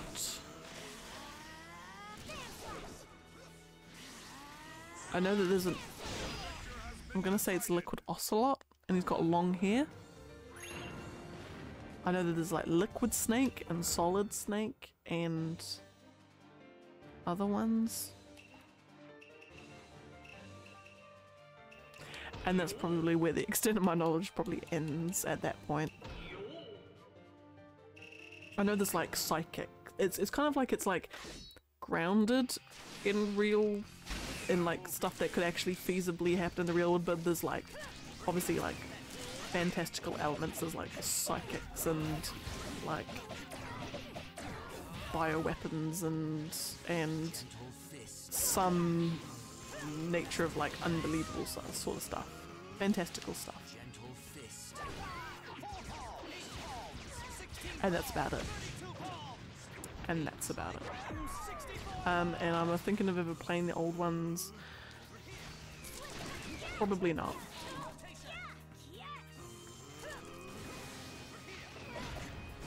I probably won't play them. I would only ever like watch like all the story cutscenes. I am horrendous, absolutely horrendous at like stealthy kind of stuff. So it's like, yeah, it wouldn't be my cup of tea normally.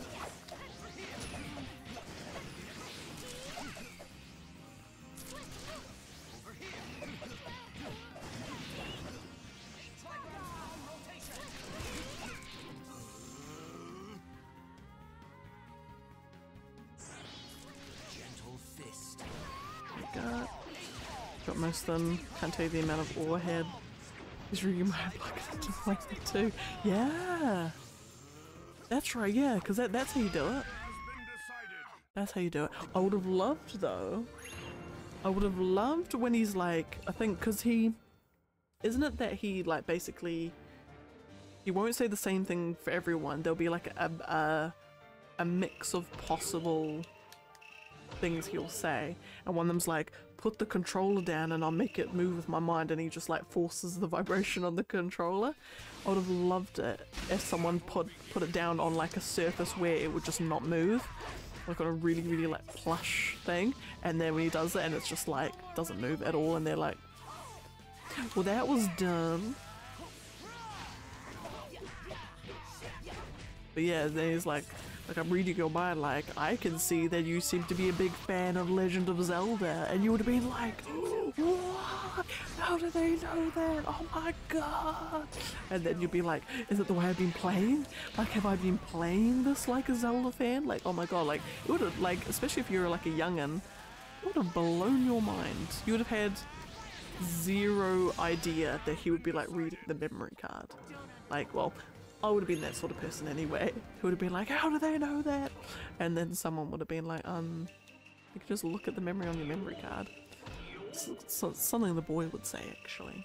Something the boy would say. He's very much the voice of pragmatism and reality in this relationship. While my head's in the clouds, his is rooted very firmly to the ground.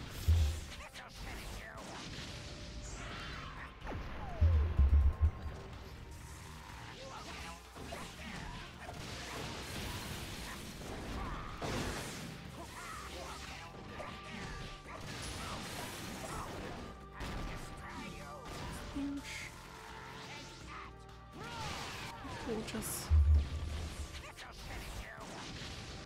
Strong confidence in self shows you the right way.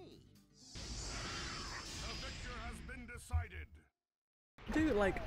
I do feel that that developers should do more like cleverly implemented Easter eggs like that.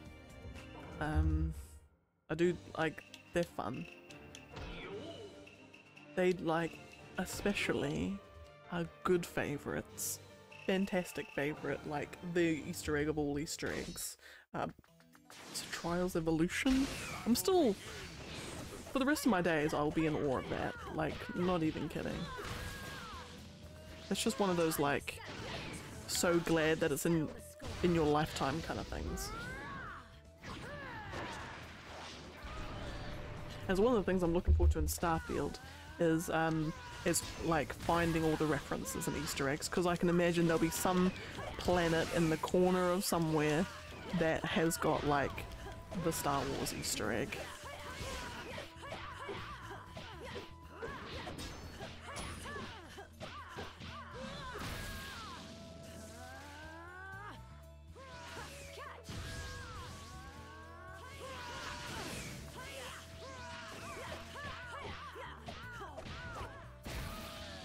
Solution.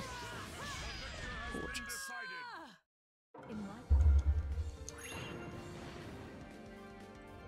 Alright. I've got Shikamaru and Sasuke Kage.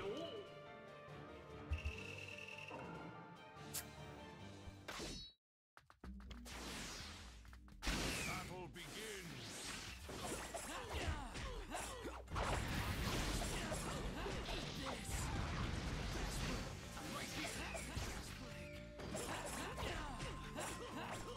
I keep thinking he's saying fast break, but I keep thinking he's saying aspirin, and I couldn't tell you why.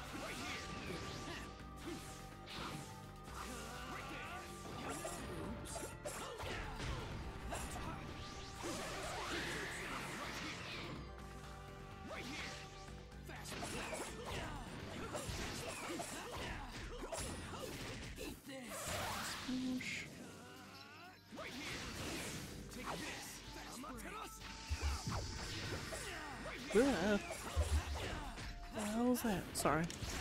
It's like a little, like, what do you even call them? Fruit fly? Sand fly sort of thing?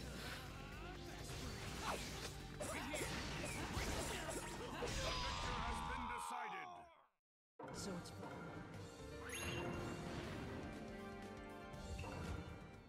And Sasuke and Shikamaru. Right, what fight are we at? So we're at, that was at 59 and we did 24 before, so that's 83. Fight 83.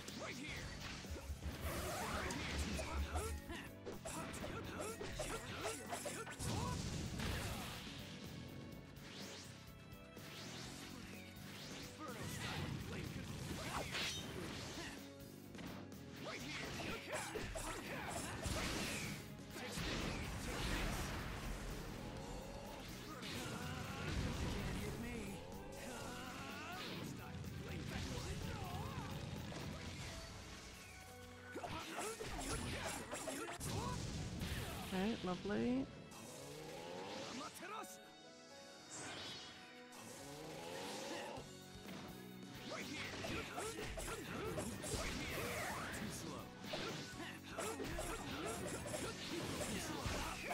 Oh, I have to ask, did you hear about PS Plus raising its price? Oh yeah, I got the email today from them saying, hey, so, 'cause I think I got the 12-month last time. I'm pretty sure I got the 12 months. Yes, no I did, I got the 12-month subscription last time I needed to renew it. Which I think was about 100, and I want to say it was $160 or $170. And then I got the email today saying, hey, it's next time it renews, it's going to cost you $224. And I'm just like, blood, because they did a major hike, something like 30% increase. It was something ridiculous, I remember. So that'll be fun. And then they've said, what have they said? They've said, we're going to do it because then it means that we can give you better discounts and better games, which, if they were a good company, would be fantastic. Sorry, I'm going to phrase it completely better.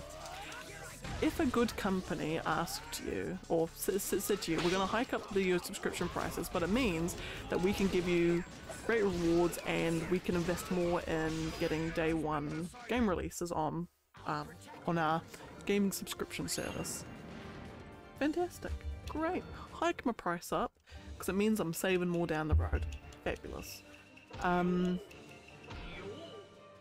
A bad company would just hike the prices up and then invest the money in getting you discounts, but just discounts on games that no one ever buys anyway.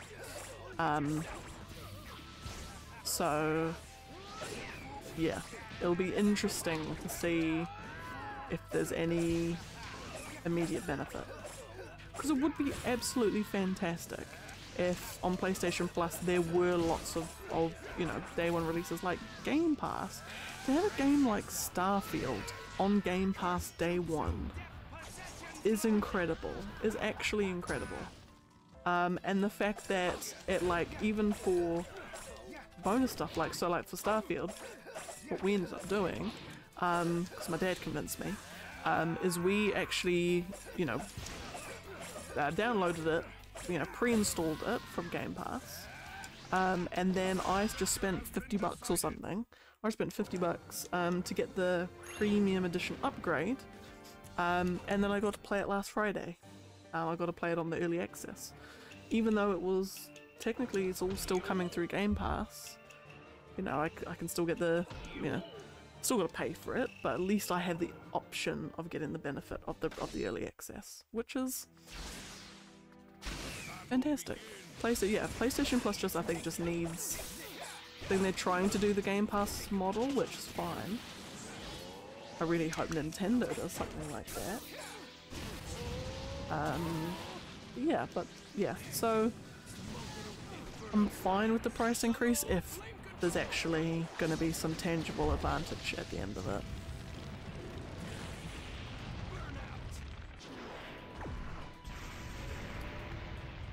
That was all an extremely long way of saying, yes, I have heard about it.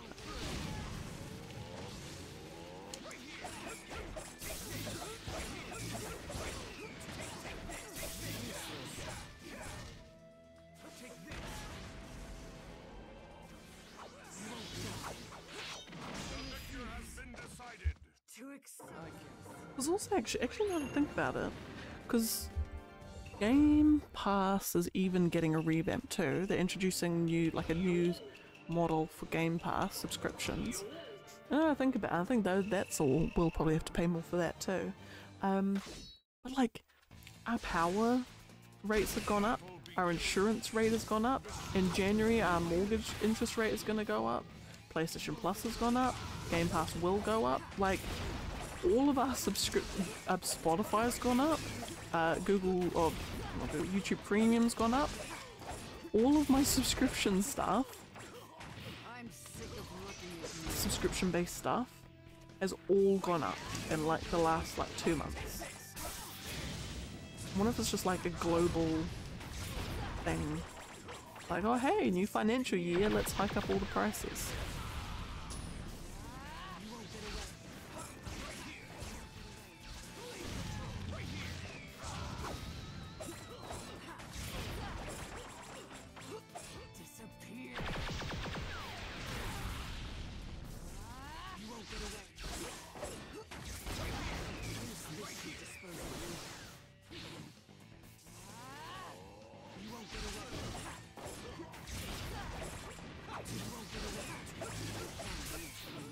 me. Spotify's part of the reason I went for masters. Gosh.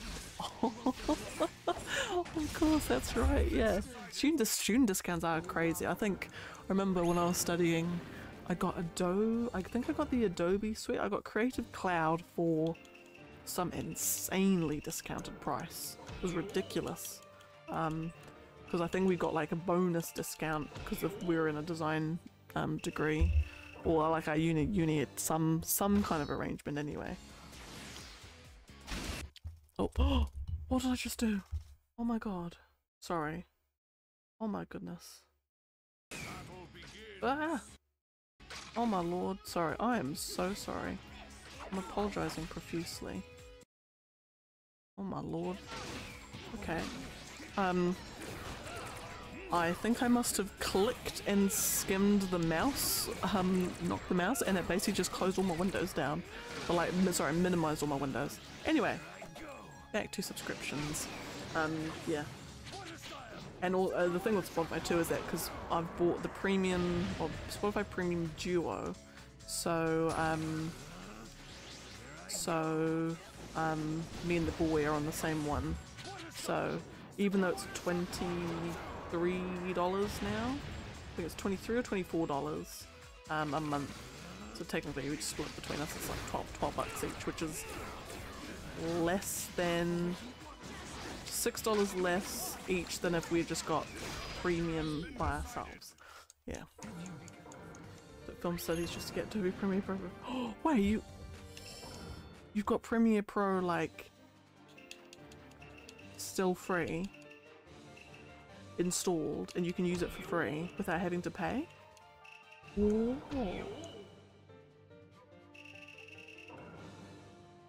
I miss Premiere Pro. I'm an absolute whiz at it, but I just don't want to pay. I don't want to pay. I didn't like, because I stopped my Photoshop and Lightroom subscription just because I wasn't. I think because I wasn't using Photoshop enough to warrant the cost. So I installed Paint Tool Sci. I just paid because it's just a one-off cost on that one. And then I use Fire Alpaca as well, which is a free one. I have to ask, have you made? We have not. I really want to. I've got my own little playlist called Songs for My Bin, which is like the love songs that I have, like songs that I listen to normally, but like the more lovely ones, or like ones that remind me of him, in like a lovey, like romancy way. But you know, the heavy metal tracks that they are. But no, otherwise both of us are kind of like, maybe private with our music isn't the right word, but like we, you know, other than like playing stuff in the car on the way to work, we don't very much like play our music out loud to each other. I don't know why. Like I just think for me, and it's probably the same for him, we've been judged on our music choices throughout our lives, so it's just easier not to tell anyone, even though like not like our music's particularly, it's not weird or anything, but yeah. But yeah, but we, you know, we don't make playlists for each other. Like he doesn't want to listen to video game music, and I don't want to listen to, what's the genre he does, like blues and country? No, not country. No, it's a style of country where it's, imagine like someone on the kind of song you'd hear on Red Dead Redemption. It's probably a better, not country. She hasn't taken the class off of it yet. Well, I'm praying for you that she doesn't notice. God, we're having Premiere. Man, having Premiere for free. God damn. Lucky bugger.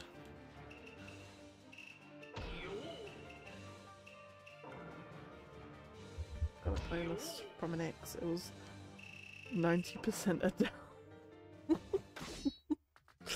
Oh goodness. I pray for you.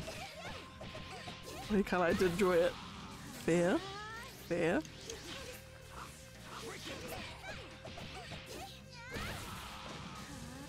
Yeah, what? Do I have any? What songs do I have on my songs for my bun?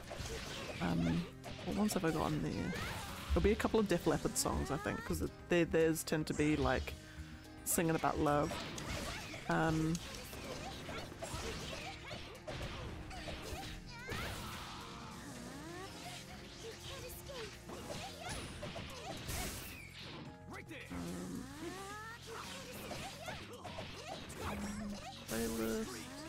Playlists. Oh, here we are, songs for my button.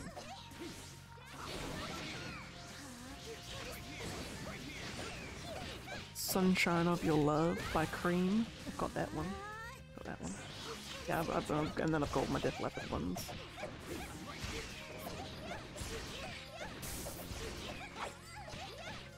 There's a couple of them here that now that I'm looking at, I'm like, what about that one?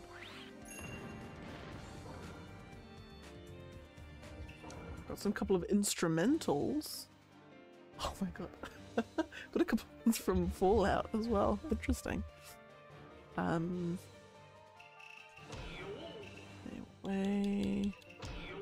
The question is, what genre do you play games to? I am gonna say, I don't actually listen to music when I'm playing games. I will listen to YouTube videos when I play games.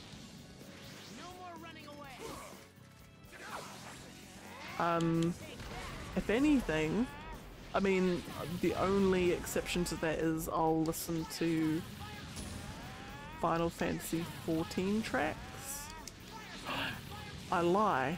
When I used to play Snowboard Kids 1 and 2 on my N64 emulator, I would listen to guitar instrumentals.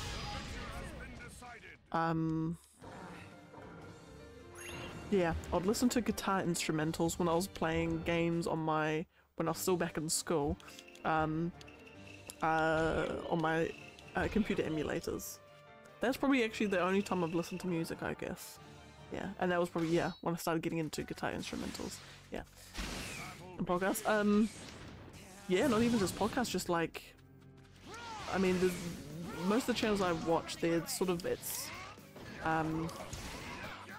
like, so I watch like a lot of like Red Letter Media, these two guys called Good Bad or Bad Bad, like movie reviews and like funny movie reviews, like when Red Letter Media does their best of the worst and stuff like that.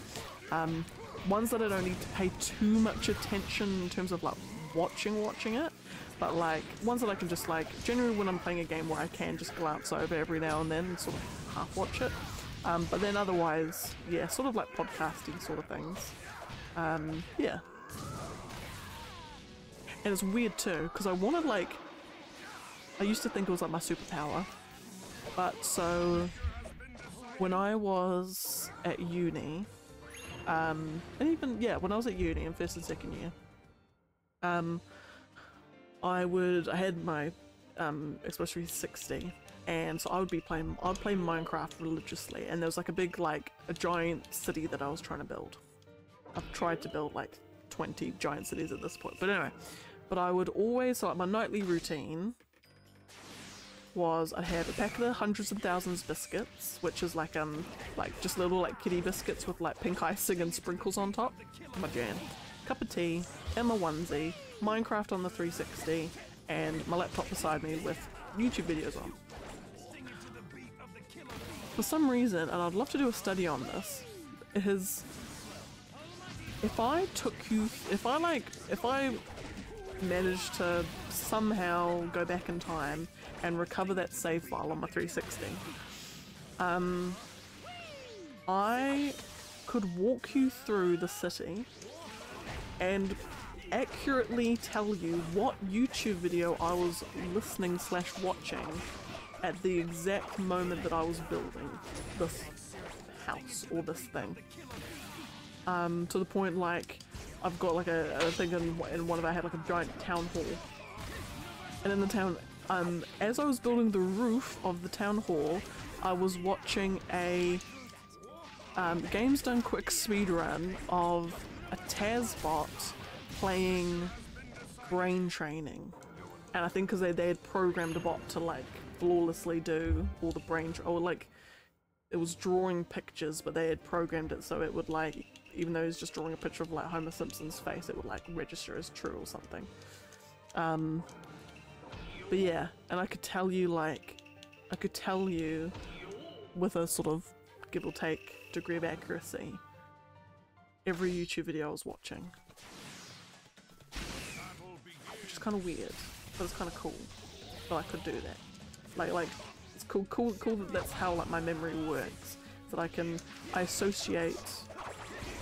associate certain experiences with what I was also doing at the time, which I suppose is most things anyway. But like, yeah, with like YouTube videos, it's weird. But anyway, yeah, my old Minecraft worlds were I just wanted to build like a giant city, and then like have like a treasure hunt. So like right at the city gates there would be like a treasure box, inside would be a book or something, and it would like give you a clue to where the next clue is.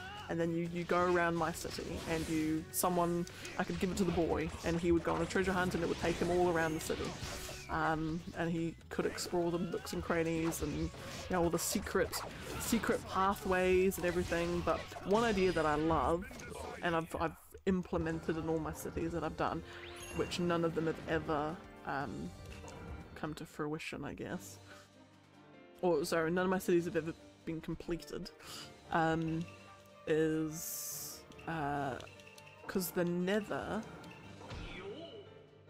like I've always wanted it. Like I've got portals set up so you can go into the Nether, and there's kind of like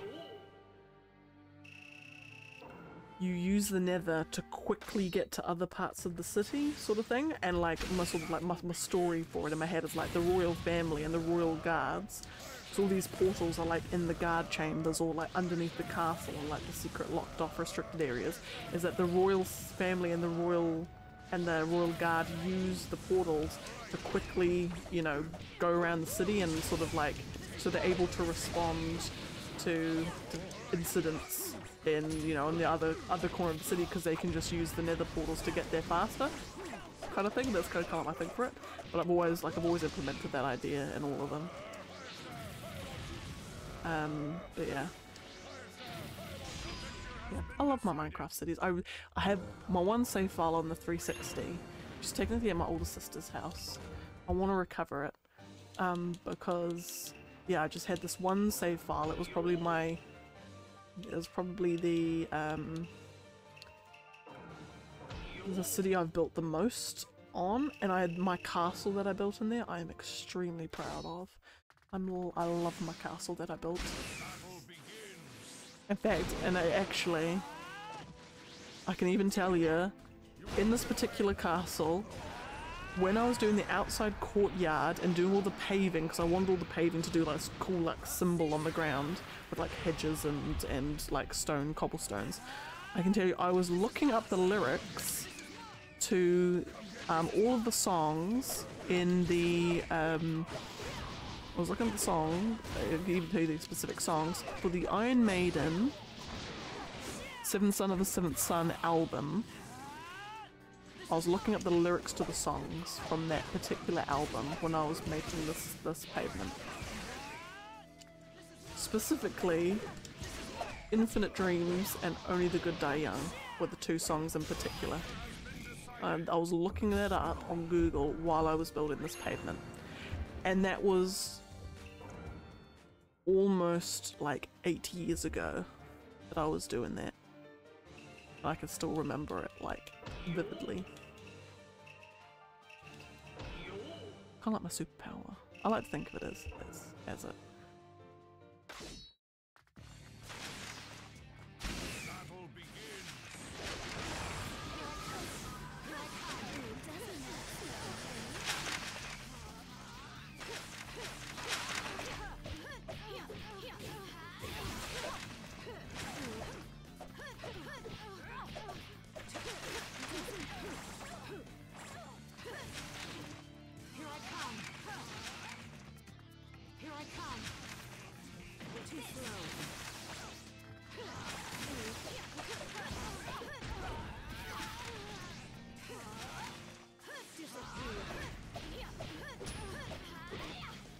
this was a skyscraper. Oh wow. On survival mode. God bless. I was creative mode or bust. I think I touched survival mode once on PS3. I can tell you every argument we had on Plus. Oh, that's neat. I say neat, but like, yeah, you know what I mean. Oh, that's cute. Yeah, I think. Oh, actually, in this particular city, I had 4 giant skyscrapers on each corner of the map, because it was one of the ones where I had only like a restricted map area. And then there was like a little rainbow bridge that came from all 4 of them, and they all converged in the middle of the city, in this other giant tower.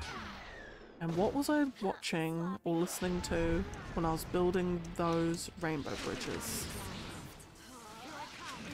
I feel like it was something to do with the game. It's either something to do with the game or a movie review. And thus my superpower has its limitations.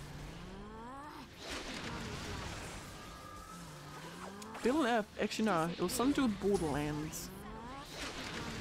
I think I was looking at Borderlands pre-sequel lore stuff. Yeah, anyway.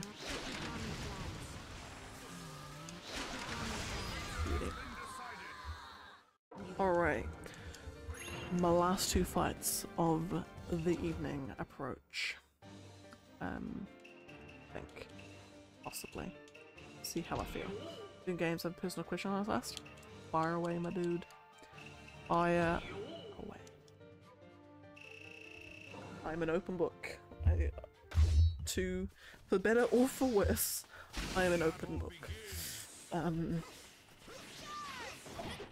It's a game everyone has played that you have not. So I was gonna say Fortnite, but I'm not. I've technically done 1 game of Fortnite, so I can't say that.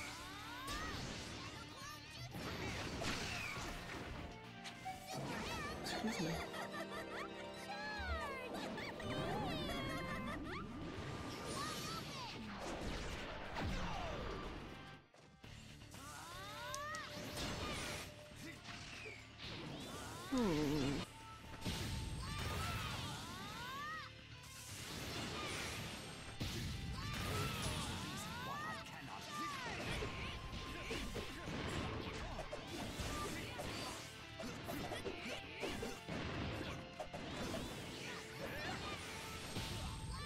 I think.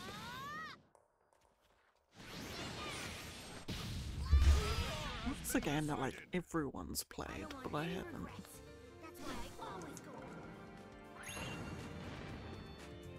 I mean, besides like Call of Duties? Like, if there's a Call of Duty Modern Warfare 2? Is that the one that everyone likes? Like, that'd probably be the closest thing?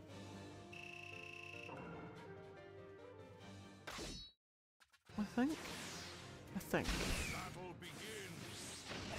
Yeah. I think that's probably the maybe? Yeah. I'm just trying to think. What's a game like everyone's played? Like I guess there's ones that I've got a perception that everyone has played, so like what would be an example? Example would be something like what would it be? Red Dead Redemption or Red Dead Redemption 2 or Dragon Ball Fighter Z or something. I don't know.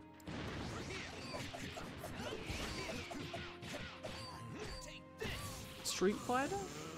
No, never mind, I had played Street Fighter, never mind. Don't mind me. In the office. It took me a while to get back here. Well, I'm hoping that your Thursday goes well. And I hope it is not an absolute slog like The Office has been for me this past week. Oh, honestly, I was like ready to pack it in. Like on Tuesday, I was like, got home on Tuesday, I'm googling, do I need a job? Can I just go into the wilds? Like, can I survive in the wilds for like 3 weeks? Is it possible to like subsist off air, because I don't need this job. I was at that point on Tuesday. Just having a day. But no, welcome back. Welcome back though. You've caught me at potentially an inopportune time. After these two fights I'll probably be jumping off. But we'll make the most of the few minutes we have left. BF to earn more than me. Oh girl. Like, the boy, I will not disclose the exact amount, but he's on 6 figures. So I'm like, great. Be on more 6 figures. And then I can be a housewife. I'm like, you know how you like, you know how you come home and you don't like to do chores? And you don't like to have to like cook dinner and stuff because you're too tired from work? Say no more. Say no more. I will do all that for you. You just have to earn lots of money. And then I will do that for you. I'll be so happy. Like, I would be so happy. At risk of sounding not PC, traditional gender roles are fantastic. I would love to be the stay-at-home housewife, except I just won't have any kids. That's the only difference. Other than that, sounds great. Sounds like a dream. I've never played. Ah, I agree. I haven't. Oh, I've played 10 minutes of Paper Mario, and because I got it on an N64 emulator. And I have played Gears of War, but only the first game. And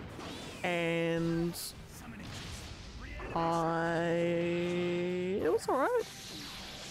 I think. Yeah, it was alright. Oh yeah, Baldur's Gate 3. Yeah, I've decided I'm gonna finish Starfield before I get Baldur's Gate 3. I'm trying to finish Baldur's Gate 2 as well. But I did read that, bar some references, you don't need to have played Baldur's Gate 1 and 2. But I'm just gonna do it anyway because I want to know. I want to know all the references.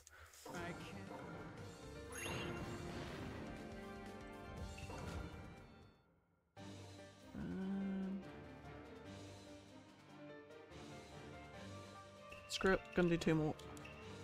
Feeling fruity, feeling great. Okay, look at that. So, did 24 before I had to exit, and then 24 plus 80. It's 105 fights I'll have done today, which isn't bad. Always, I played Bioshock. I have played Bioshock, but I haven't finished it. I've maybe gotten 50%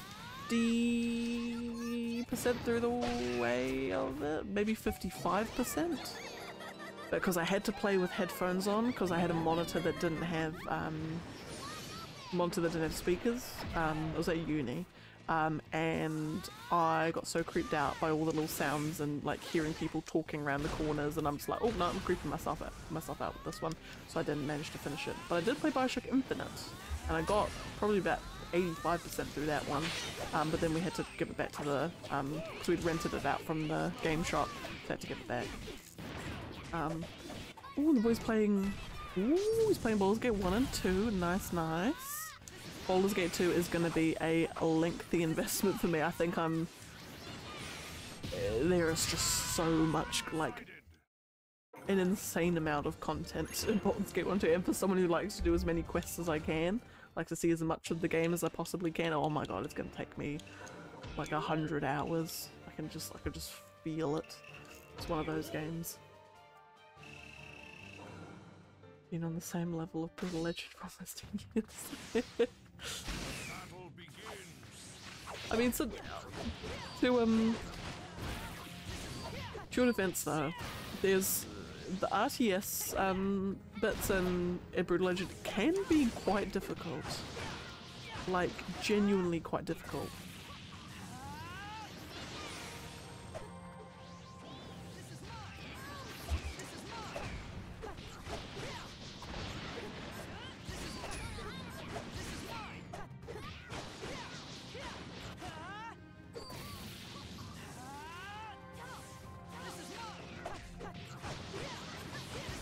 And the biggest crime, the single biggest crime involved in Baldur's Gate 3,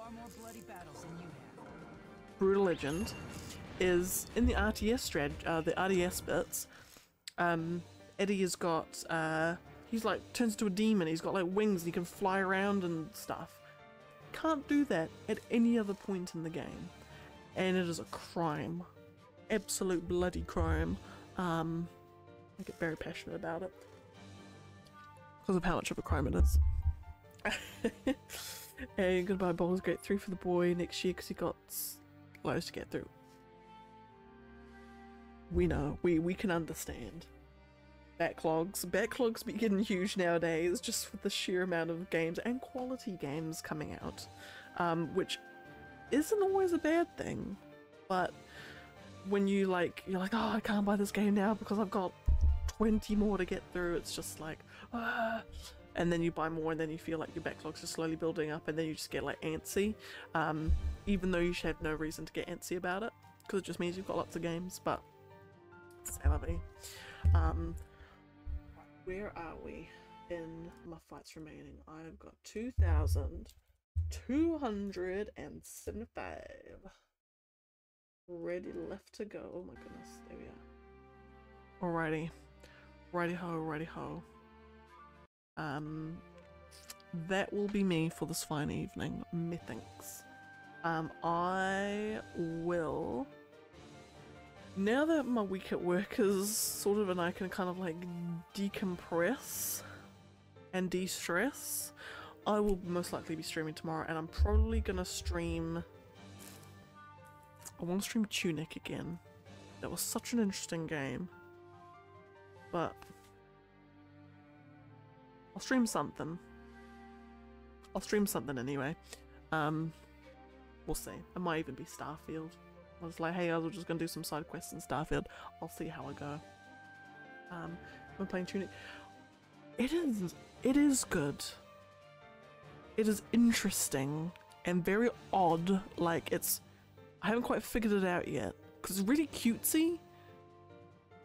But the music's very like electronic-y and like it's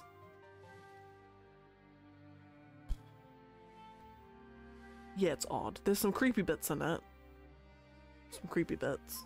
So if you don't like weird like noises, don't play with your headphones, even though I have to. Yeah.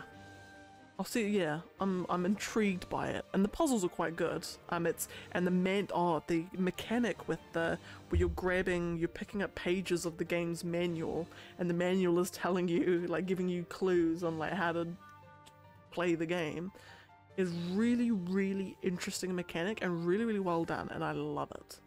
But yeah, so no, well, I would, having only played it for a couple of hours, I would say I would probably recommend it at this point, but we'll see how it goes. I might actually play that tomorrow. Or actually, because it's on the Xbox, so I'll see if the boy wants to play Starfield. If he does, then I'll have to do something else. Probably be Trails at that point. But anyway, we'll see how we go. No, thank you so much both. Lovely to have you. Lovely to chat with you again. Have safe days. Have fabulous days. I will see you tomorrow. Stay pretty fresh. Stay fabulous. Love ya. Ciao.